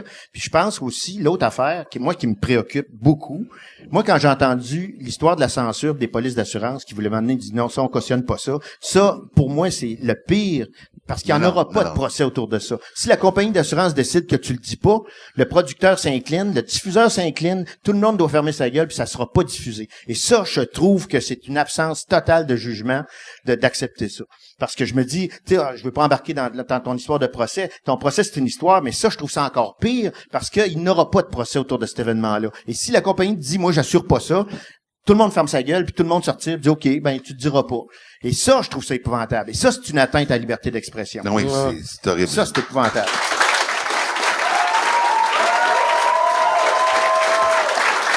Mais ça, par exemple, c'est-tu possible que ça redevienne un anti-gala ou... Moi, je pense que c'est les gens de l'industrie puis c'est le CA qui va le décider. Ouais. Si on le décide, à un moment donné, qu'on sait... Tu sais, au départ... Il y a eu des changements dans le CA de la vie aussi. Il y a eu des changements récemment dans le CA. Là. Ouais. Puis là, l'autre affaire qui est dangereuse, c'est que parfois, j'ai l'impression... Moi, j'ai écouté certains galas, puis je veux pas faire de porte... Tu sais, je veux pas faire de jugement, mais j'ai l'impression des fois que faut pas que ça devienne trop un inside gala, tu sais, un inside joke où tout le monde rit de soi, parce qu'il faut pas oublier aussi qu'actuellement, l'industrie a considérablement changé. Moi, quand j'ai commencé dans le métier, là, tu faisais une annonce de 2 par 3 dans le journal, tu vendais des tickets. Aujourd'hui, tu mets 2 pages quasiment, faut que tu mettes des millions, ça coûte une fortune. La tarte, quand j'ai commencé, il y avait 15 humoristes maximum en circulation, il y en a 65 actuellement.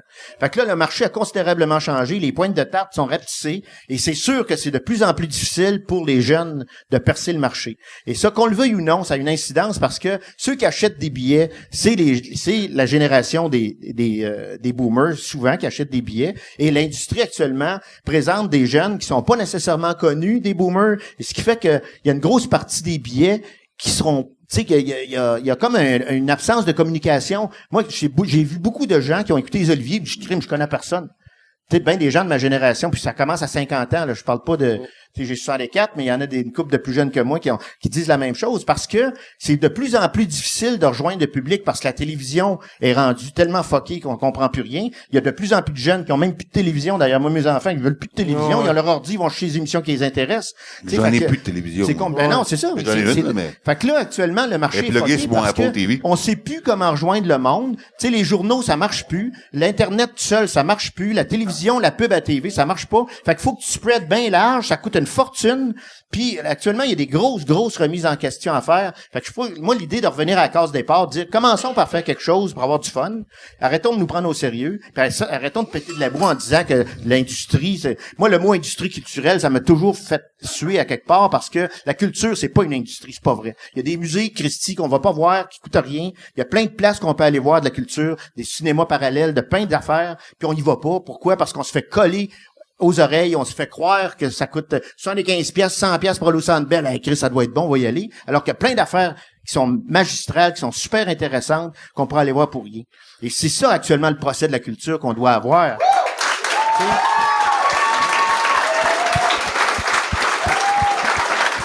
Comment ça va être intéressant? Après, ouais. Ça fait 78 podcasts qu'on fait. C'est la première fois que quelque chose d'intelligent est sorti. Il était temps, tabarnak. Hey, je pense, Yann, ça fait combien de temps qu'on est là? 1h10. On va commencer les questions. Je sais pas s'il y a des gens avec des questions. Le micro, il est en arrière de Yann. Yes, un autre breuvage. Bon, hey, puis si quelqu'un peut poser une question dans les 4 prochaines minutes, ça l'aiderait un peu. Y a-tu quelqu'un qui vient, ou s'il y a personne qui s'en vient, je vais continuer à parler. Oui, bonjour. Une question pour Sylvain. Oui. Tantôt, t'as vaguement parlé de humour PQ quand vous avez conclu la série. Vous disiez en refaire une dans 10 ans. Ça fait 10 ans. Est-ce que vous pensez refaire une série humour PQ? Le producteur qui a produit la série n'existe plus. Il est-tu mort? Il s'est-tu fait kidnapper? C'était sur Gestal. OK. C'était sur Gestal à l'époque.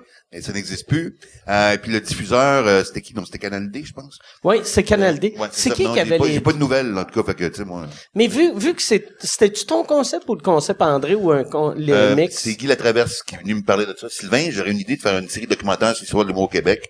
J'aimerais ça que tu l'écrives. Fait que ça, moi, j'écris les 10 épisodes. André animait. OK, par ça, tu sais, c'est vrai que ça serait une bonne idée. Ramener ça. Ouais, moi et André, on a sorti un concept qui s'appelait Télé PQ. OK. Et pour faire, pour voir les différentes phases de l'évolution de la télévision au Québec. Ça aurait été le fun, mais ça n'a pas été accepté comme projet, comme la plupart des projets ne sont jamais acceptés.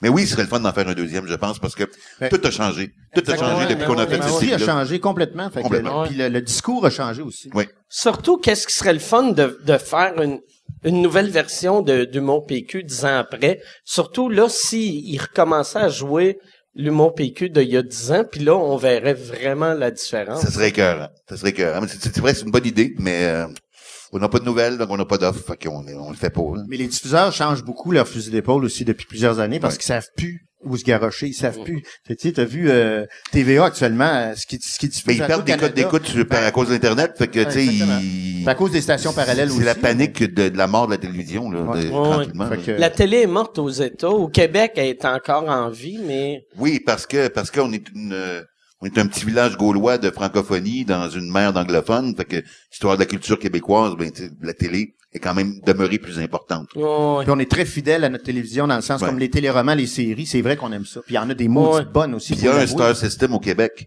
francophone comparé au Canada anglais. Parce que tu sais, au Canada anglais, là, le meilleur humoriste du Canada anglais, là, peut-être, je sais pas, à mon goût, Derek Edwards, peut-être, se promène dans les rues de Toronto et personne ne le reconnaît. Parce que personne écoute la CBC. Personne écoute Radio-Canada en anglais parce que elle compétitionne avec les gros réseaux américains. Donc, personne n'est au courant des vedettes canadiennes anglaises. Mais, puis aussi, le Canada anglais encourage pas les Canadiens s'ils n'ont pas percé aux États-Unis. Les seuls que le Canada anglais encourage qui n'ont pas percé aux États, c'est le Tragically Hip. C'est les seuls. Puis il y a Pete Johansson un moment donné. Pete Johansson, ça fait longtemps que j'ai pas. Man. Il a écrit de quoi sur son Facebook cet été que j'ai trouvé bien hâte. Il essayait d'expliquer. On était à Edinburgh pendant le dernier show de Tragically Hip. Fait que là, on voulait se réunir une gang de Canadiens pour regarder ça ensemble. Finalement, ça n'a pas marché. Fait qu'on j'ai eu tellement de peine quand j'ai appris que Gordon avait le cancer du cerveau, là, ça m'a tellement fait de quoi. T'as-tu vu le dernier show? Non, je veux le voir. Ah, c'est que Il est c'était disponible où? Moi, j'ai aimé ça. Tu sais, d'habitude, Radio-Canada, tu sais, quand t'es à l'extérieur du pays, t'as pas le droit de regarder. Là, ils l'ont mis pour la planète au complet pour que les Canadiens partout sur la Terre C'est le le band qui voient. m'a fait survivre à travers les années 90. Mais Pete Johansson, il expliquait que quand c'est vrai, si jamais t'as parlé à un Américain de Tragically Hip, asti, ils comprennent pas. Puis quand ils l'écoutent, ils font, ouais, c'est pas si bon que ça. Mais on dirait, il a dit, il y a des pays qui sont des pays d'underdog, puis il a dit le Canada, c'est un pays d'underdog qui a pas réussi. Il a dit le fait que Tragically Hip ont pas réussi aux États, on les aime encore plus. Puis il disait notre héros sportif, c'est Terry Fox, un gars qui a essayé de traverser le Canada, puis il est mort dans la troisième C'est vrai province. pareil, c'est vrai pareil. Dans n'importe quel autre pays, on aurait fait, si on tourne la page, mais là, on est comme, c'est qui était hot! Il y a... C'est très vrai. Ouais. Et le Québec est comme ça aussi. Ouais, le Québec est de même un peu. Ouais. Mais sauf la différence, par exemple, vois-tu, Pete Johansson, cet été, il était à Édimbourg, puis j'ai demandé, moi, c'est ça que j'aime du Québec. Moi, mes shows à Édimbourg, chaque soir, j'avais au moins un ou deux Québécois, que c'était juste du monde qui était en voyage en Écosse, qu'il voyait un panneau avec ma face. Là, ils faisaient, OK, je vais aller voir le show. Il y en a qui comprenaient même pas l'anglais, mais ils se disaient, c'est important d'encourager un Québécois. Puis c'était pas nécessairement des fans tout le temps. Puis j'ai demandé à Pete que Pete Johansson, c'est un excellent humoriste canadien. Il a un special Netflix, une grosse star en Angleterre, grosse star. Il a commencé à Montréal. Ouais, ben il y avait Moi, je l'ai connu à ses débuts à Montréal. Il avait déménagé à Montréal vu qu'il se disait Just for Laugh, c'est ici, ça doit être la meilleure place pour faire de l'humour. Puis lui, par exemple, il me disait que tout le long qu'il était à Édimbourg, il n'y a pas eu un Canadien qui est allé le voir. Puis il demandait tout le temps en début de show, moi, quand j'allais le voir, il demandait, y a-tu des Canadiens? Il n'y a pas eu un Canadien. Puis il a dit, même quand il va faire, mettons, un show à Winnipeg, là, son agent fait, tu veux-tu faire de la radio? Puis il fait OK. Puis là, son attaché de presse appelle les postes de radio, puis ils disent tous non. C'est quand même absurde, là. Tu sais, nous autres, si t'arrives à Saint-Georges-de-Beauce, puis tu veux faire de la radio, ils vont te prendre, là, tu sais. Ouais. C'est ça. Je trouve que le Québec, on encourage plus nos artistes que le Canada. Y a-tu d'autres questions? D'autres questions, hein? OK. Oui. Hey, puis pour la prochaine, ça serait bon que la personne soit prête au micro. Faut être tête, câlisse. Oui. J'ai une question pour les trois, dans le fond. Vous parliez du gala des Oliviers, et je voulais savoir, c'est qui, à part peut-être l'Olivier de l'année que tu as gagné, c'est qui choisit les gagnants? Ça, c'est une question pour le comité. Je suis pas trop au courant. Je sais qu'une partie, c'est les médias. C'est que c'est Une n'importe partie, quoi. c'est les membres de l'industrie. Mais c'est vraiment n'importe quoi. Ouais, c'est un peu n'importe quoi. Parce que c'est... Je pense que ma mère est là aussi. Puis mon Golden Retriever. Mais qu'est-ce qui est... Je sais qu'il y a un comité que ils disent, OK, lui est en première place, lui en deuxième place, lui ou elle ou eux autres en troisième. Puis après, le comité vote, ça compte pour la moitié du vote, mais... Tu sais, mettons, première place donne 3 points, deuxième place 2 points, troisième place 1 point. Fait que c'est tout. Ils me l'ont expliqué 4 fois. Ouais, puis je sais que les diffuseurs sont impliqués là-dedans aussi. Il y a un comité qui décide qu'un comité va élire un comité pour... C'est très... mais ça fait très fonctionnaire. C'est Comme géré par le gouvernement Couillard, finalement. Ouais. Non. Mais Non, c'est pas évident de savoir. C'est vrai que c'est une infrastructure qui est un petit peu complexe. Puis je sais qu'il y a des pourcentages qui sont alloués. Le vote du public a droit à tant %, les diffuseurs ont droit à tant %. Les médias. Et puis les médias ont droit à tant %. Et il y a un jury qui est formé. Qui compte pour 50% du Qui vote. compte. Ouais, quelque chose de même. Mais je peux pas vous en dire plus. Sauf sur les certaines. C'est le genre d'affaire on chiale contre. On le sait que c'est mal fait. Mais de notre côté, on veut pas savoir comment ça marche. C'est trop plat. tu sais, on a... Parce que si on le savait, on gagnerait. Moi puis Sylvain, par exemple, on avait eu un dîner, ben pas juste nous deux, mais Guy Lévesque, qui est le président. Il y avait Laurent, François Morancy, Nantel. Il nous avait tous invités pour parler de qu'est-ce qu'on aimait pas, puis qu'est-ce qu'il avait arrangé. Puis on y avait donné plein d'idées. Puis moi le soir des Oliviers, il m'a texté pour me féliciter. Puis là, j'ai juste fait, hey, on devrait refaire le meeting, tu sais. Mais là, cette fois-ci, il faudrait vraiment écouter, là, tu sais. Ouais. Puis moi, je pense un des gros défauts, la personne qui gère les oliviers, tu sais, comme là, c'est un nouveau ou une nouvelle, je sais pas si c'est un homme ou une femme, mais c'est l'ancien boss de la Sodec. Puis, fait que ça prendrait un gars, tu sais, comme un Ghislain Dufresne, Ouais. qui est un humoriste, Mais Ghislain est organisé, t'sais, il est tête. Moi, je ça vote prend pour lui quelqu'un demain. du monde de l'humour, là. Tu sais, moi, tu sais, comme l'autre qu'il y avait avant, je me rappelle pas de son nom, mais c'est lui qui s'occupait de la fête nationale, mais tu sais, c'est pas parce que t'organisais la Je fête sais pas si c'est dans nationale l'événementiel que tu ouais. comprends l'humour, tu sais. Ouais, c'est ça. Non, effectivement. Ouais. Autre question? Oui. Yes, Chris, t'es rendu, le... Ah, mais moi, je te laisse boire, là. As-tu autre question? Non? Oh, yes, il y a quelqu'un qui arrive. Salut. Good. Question pour Mike. Oui. Ça n'a pas vraiment rapport avec ce que vous avez parlé. Là, mais je vais la poser pareil. Moi, je voulais savoir ce que tu pensais de l'humoriste George Carlin, parce qu'il me fait beaucoup penser à toi dans ses propos, puis aussi parce que il s'est fait amener en cours. Là. Ah ouais, eh ben... Je pense que c'est le de tout le monde, hein. Carlin. Merci pour la comparaison, mais moi, je trouve que je ressemble aucunement à George Carlin, mais... Moi non plus, je comprends pas le lien, pas en tout. George Carlin... Il était politique, Carlin. Ouais, George Carlin était très, très, très politique, mais il était... C'est ça, lui, il s'était fait amener en cours pour les 7 words, que c'était les 7 mots que t'as pas le droit de dire à la télé, qui étaient fuck, cock, Shit, cock, pussy, damn. motherfucker, Je me souviens plus, ça fait longtemps que j'ai vu ouais, ça. c'est ça. Damn était pas dedans, mais en tout cas. Mais moi, Carlin, j'étais très, très triste quand il est mort. Moi Vraiment, aussi, moi, vraiment vraiment. triste. Moi, aussitôt qu'un humoriste meurt, je suis tout le temps, ça me crisse tout le temps à terre. Moi, son monologue sur The Sanctity of Life, c'est un classique. Ça parle de tout ce qui est de droite, de gauche, l'avortement, la peine de mort. C'est un monologue magnifique. Il y a aussi un bon number qui est ressorti pas mal au début. À chaque fois qu'il y a une élection, sur son affaire de lui, il votait pas. Puis il disait, tu sais, ceux qui disent si tu votes pas, t'as pas le droit de chialer. Puis là, il explique pourquoi que si tu votes pas, c'est là que tu devrais avoir le droit de chialer. Vu que si t'as voté, Chris, c'est toi qui l'as mis au pouvoir, ferme ta gueule, là, c'est ça. puis c'est vraiment un bon number. Puis il y avait, moi je suis sa fille. Sa fille a écrit un livre. Puis j'espère qu'elle commence pas à faire de l'humour parce que elle est super drôle, elle est vraiment drôle, elle est super drôle sur Twitter, son livre est drôle. Mais si elle commence à faire du stand-up, on va tout le temps automatiquement la Non, c'est comparer ça, à Carlin. Il faudrait qu'elle change de nom, il faudrait qu'elle s'appelle, mettons, Ward. ouais, ou Cosby, tu sais. Ouais, c'est ça. Y a-tu, c'est clap weird, ça, hein? Y a-tu une autre question? Allô. Dans le fond, j'ai une question pour Mike. Je voudrais savoir comment s'est passé le concert bénéfice qui était fait en fin de semaine. Je pense que c'était Saint-Julie. C'était vraiment cool. C'était vraiment cool. Il y avait un show pour un gars qui s'appelle Alex, je sais pas son nom de famille, qui a... Non, mais Chris, je l'ai rencontré une fois. C'est Alexis, c'est quoi son nom de famille? Thibault, Alex Thibault, qui est un gars qui a plongé puis il est devenu paralysé en plongeant, puis il venait sa blonde à accoucher 2 semaines après. Fait que là, il organisait une levée de fonds pour lui, puis je suis allé parce que Nice. ouais, non, mais tu sais, moi j'étais là pour les médias là. Mais non.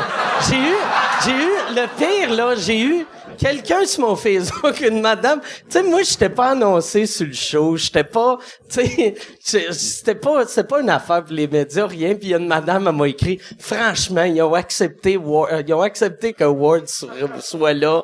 Moi, je serais allé, mais vu que lui, il était pas là, je donnerais pas mon argent. Puis là, j'ai pensé peut-être répondre à madame, juste dire à madame, Chris, si t'allais venir, puis c'est moi qui ai gâché ça, envoie le 25 piastres que t'aurais payé à la famille, esti, puis ferme ta crise de gueule. Ben oui, carrément, là. Ouais. Mais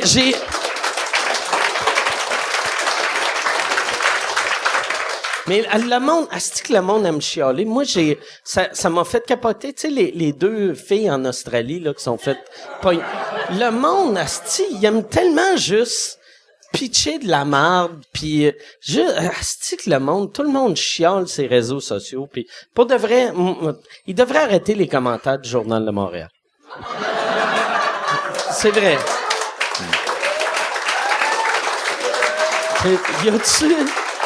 C'est drôle, ça, que... Mais, est-ce que vous lisez les commentaires du Journal de Montréal? Non. Je lis pas le Journal de Montréal. Fait OK. que, non. Mais, puis, vos commentaires, mettons, vous autres, sur Facebook, les commentaires négatifs, comment vous prenez ça? Moi, je m'en sac, honnêtement. Mais de toute façon, ça dépend aussi... honnêtement, j'en ai pas beaucoup. Je veux OK. pas être plate, là. Moi, j'en ai pas tant que ça. Mais Non. je suis moins provoquant que toi dans mon Ben, humour quand même. exactement. Fait que j'en ai moins. J'ai reçu un, à un moment donné, une couple de semaines, là, le gars, il change son nom, premièrement. Il dit pas son vrai nom. Fait que, tu sais que, OK. Grosse crise de crédibilité, là. Il est comme, ouais, dans quel bar tu tiens, si va t'arranger le portrait. C'est quoi? Pourquoi qu'il voulait te péter à la Je gueule? ne sais pas, il dit même pas. Il y a comme 8 fautes d'orthographe par lettre qui écrit. Fait que tu sais que c'est un escargot, c'est Valium, c'est n'importe quoi, là. Tu réponds-tu? Non. OK. Non, je réponds pas, voyons donc. Non. Puis, tu réponds-tu, est-ce que vous répondez, mettons, à les commentaires positifs? Ou c'est juste vous Ben, moi, répondez pas à mal? Honnêtement, Ben, moi, les je réponds chroniques- pas à marde, puis le positif, ben, je remercie. Puis la plupart des gens qui viennent te parler, ils sont gentils, tu sais, sont fins, là, tu sais. Exactement. Mais moi, j'ai eu des affaires plus graves qui me sont arrivées dans la vie de tous les jours que sur Internet, là. Ah, ouais. Ah, Chris, moi, une fois, écoute, je faisais un show corpo. J'étais avec mes 2 techniciens à Sherbrooke. On est sortis d'un bar pour voir la game de hockey après, parce que le show était assez tôt, tu sais. On voulait voir la fin de la game. Là, il y a un douchebag, là, mais tu sais, comme un 6 pieds 4, là. T'es tout gonflé, t-shirt serré, le tatouage qui remonte ici, cheveux rasés. Il me pogne par le cou de même, hey, c'est mon humoriste préféré. C'est quoi mon nom? Je le sais pas, t'es mon humoriste préféré, c'est. Il m'amène au bar, tout ça. Puis il dit, hey, je te présente ma blonde, ma mère, si je te paye un shooter, le gros. Il me paye un shooter, je voulais pas, là, tu sais, mais je le prends, hein, parce que il tient de même. Là, alors, Il t'a-tu lâché le temps que tu vivais? Ou tu vivais? il me l'a rentré dans la gueule, là, même. Tu sais, et là, il commence à, hey, moi, j'ai des jokes pour toi, tu mettras ça dans ton show. Donc, j'écris mes jokes. Donc, tu crées ça dans ton show, le gros, aussi. Des jokes de plot, des jokes de menstruation, des jokes de, là, j'étais plus capable. Après 15 minutes, je dis, regarde, je vais sortir, fumer une cigarette, là. Puis, tantôt. Il me laisse partir, je m'en vais dehors. Puis, je commence à jaser avec du monde, super la fun dehors, mais vraiment cool. OK? Vraiment cool. Puis, ça dure 20 minutes, tout ça. À un moment donné, il sort, toi. Il vient me voir, il fait, hey, tabarnak. Je te paye un shooter, tu te décalisses. Ben là, on n'est pas mariés, c'ti. Là, tu vas voir mon esti, t'as pogné le mauvais pion à niaiser. Il me pogne, puis il me tasse contre le mur de briques. Tabarnak. Ben, tu sais, il est gros, là. Moi, je suis non violent dans la vie. Je sais même pas comment me battre, esti. Je tasse sa main, je reviens en dedans, je dis au doorman, je dis là, faut faire de quoi, là? Il est fou, là. Il est craqué sur quelque chose, je sais pas sur quoi, il était, de ses speeds, de sa cause, je sais pas trop. Et là, ils se sont mis à 3 pour le sortir. C'est un cheval, là, tu sais, là. Il crisse dehors. Là, sa mère et sa blonde... Sa mère est là, en plus. Sa mère, il faut qu'elle sorte. Ah, ben, ça a l'air comme ça. Sa mère et sa blonde sortent dehors pour le calmer. Ils les frappent tous les deux. Ah, Et tabarnak. c'est la police qui est venue le ramasser. Ah, c'est de tabarnak. Ben, ça, c'est le genre d'affaire qu'on peut vivre, là. Ça peut arriver, là. Ah, Chris. Moi, je me souviens de ma première job à vie, là. Tabarnak. Moi, c'était dans une boîte. Ben, j'ai eu tellement peur, là. Ben, Chris, c'est Ah, n'importe imagine la mère, le lendemain, il fallait qu'elle explique à ses amis. Pourquoi t'as un œil au beurre noir? Ah, Sylvain Larocque qui a fait chier Alain.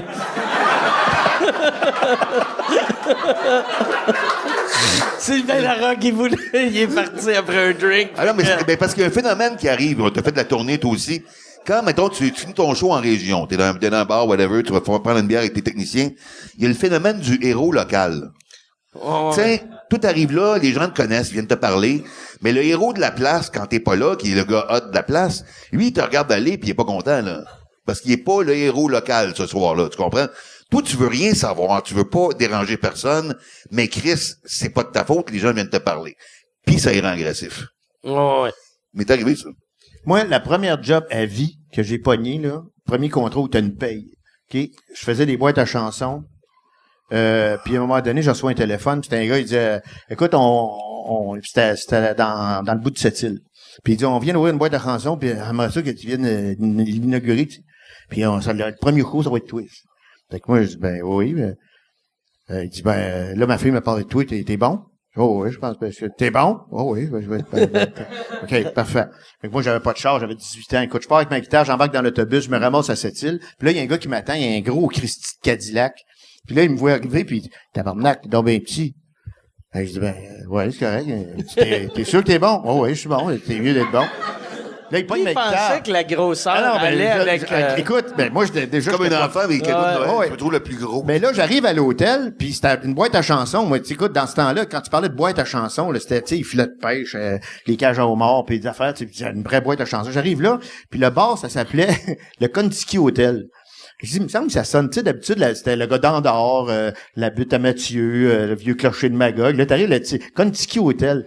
Ça fait ça. Hawaïen. Non, ça, exactement, mais je rentre dans la hall d'entrée, puis là, il y a un comptoir en bambou avec un gros palmier artificiel. Ouais. Là, il y a un gros pot, avec des bouchons de bière dedans, puis il y a un concours. Devinez combien il y a de bouchons, vous gagnez un casque de skidoo, tu sais.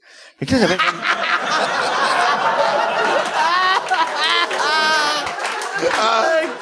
C'est que c'est mauvais. Là, ça va pas bien. C'est que ça va pas bien. Alors, mais c'est tout full simili, là. Tu sais, c'était un simili bambou avec un simili palmier. Puis la fille, l'autre bord du bar. C'est un vrai casque, au moins, que tu gagnais? Ouais, c'était un vrai casque. Mais la fille, l'autre bord du bar, tu sais, c'était elle qui était à la fois bonne sœur, puis qui était waitress, puis tout, puis elle était simili aussi, parce qu'elle était simili en sac. Fait que finalement...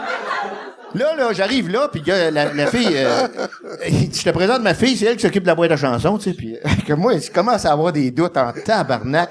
Je rentre dans le bar, là, la fille, elle a installé des peintures d'artistes locaux, puis elle a mis des nappes sur les tables avec une petite chandelle, puis elle dit, c'est notre boîte à chansons, tu sais, on fait ça tous les fins de semaine, un soir.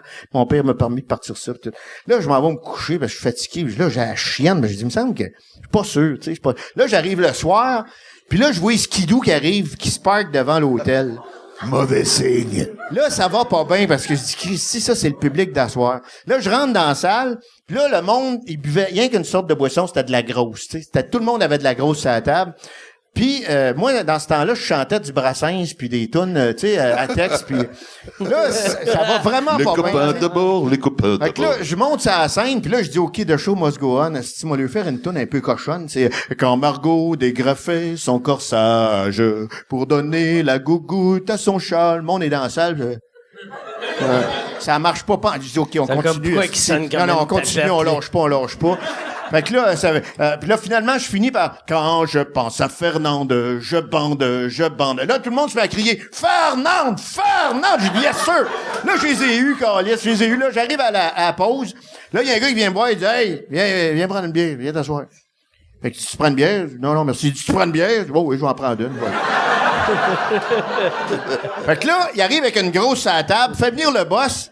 Puis là, il dit, « Hey, tabarnak, quand est-ce que tu me colles ça dehors que tu ramènes pas Fernande? » Ce que je savais pas, c'est que la semaine d'avant, le bar, c'était un bar de danseuse, puis la vedette s'appelait Fernande.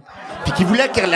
Fait que là, ça peut dire là, mon gars, je suis couché dans mon case de guitare, je suis retourné chez nous, puis ça a été fini. Ça a été mon premier contrat à vie. Pas te dire une affaire que la boîte à chansons pognait le bar en tabarouette. Tabarnak. Hey, une danseuse qui s'appelle Fernande. Puis il y a eu de la catéchèse au cégep.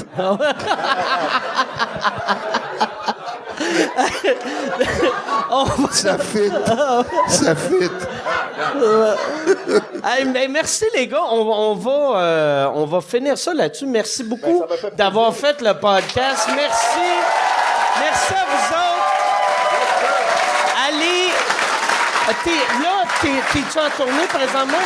Je recommence à tourner à partir de dans fin de semaine. Je me promène partout au Québec. OK, puis la meilleure place pour avoir les infos puis les dates, Mon c'est... site, françoisléveillé.com. OK, toi Sylvain? Ben, moi, ma tournée est finie, mais là, je suis en train d'écrire un nouveau show. Fait que, voilà. OK, parfait. Puis t'es assez souvent quand même au bordel, tu rentres Oh, ben, je un me peu promène, je fais des partout. shows un peu partout dans les festivals, dans les salles quand même, là. Oui. Yes. sylvainlarocque.com ou CA? Oui.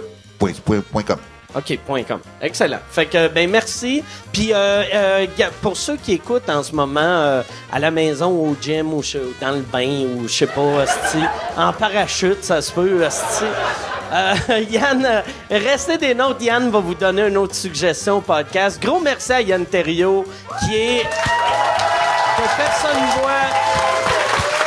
C'est le Monsieur Podcast au Québec. C'est le Pierre-Carl Pellado du podcast, hostie. C'est lui qui décide tout. On se voit la semaine prochaine. Merci.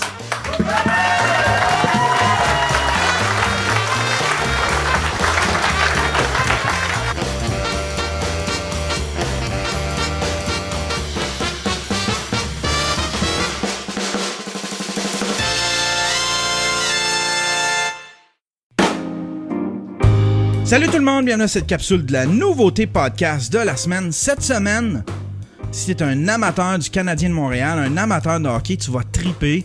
Si, comme moi, t'es tanné de toujours voir les mêmes 3-4 visages, les mêmes analystes de sport à la radio et à la télé, tu vas triper. Parce que là, je t'amène dans le monde du podcast, là où est-ce que ça parle du Canadien tout autant et avec autant de sens de l'analyse. Il y en a un qui s'appelle Hors-jeu.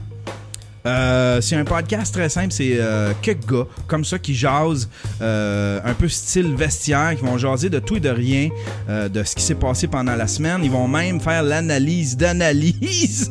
Ils vont parler de ce qui s'est passé et ce qui s'est dit dans les médias, soit à RDS ou à la radio. Il y a un autre podcast qui est bien le fun, qui s'appelle La soirée du podcast. C'est un peu, c'est une table ronde de discussion sur le Canadien de Montréal. Ils ont des débats. C'est vraiment genre un 110%, mais en mieux. En 1000 fois mieux. Moins coincé. Ils ont toute la liberté du podcast. C'est bien produit. Le son est super bon. Tout ça est disponible sur iTunes. Tout ça est disponible sur la plateforme RZO et puis aussi sur la plateforme baladoquebec.ca. Si vous voulez entendre le mien, mon podcast, ça s'appelle Le Stream et c'est disponible sur le yanterio.com.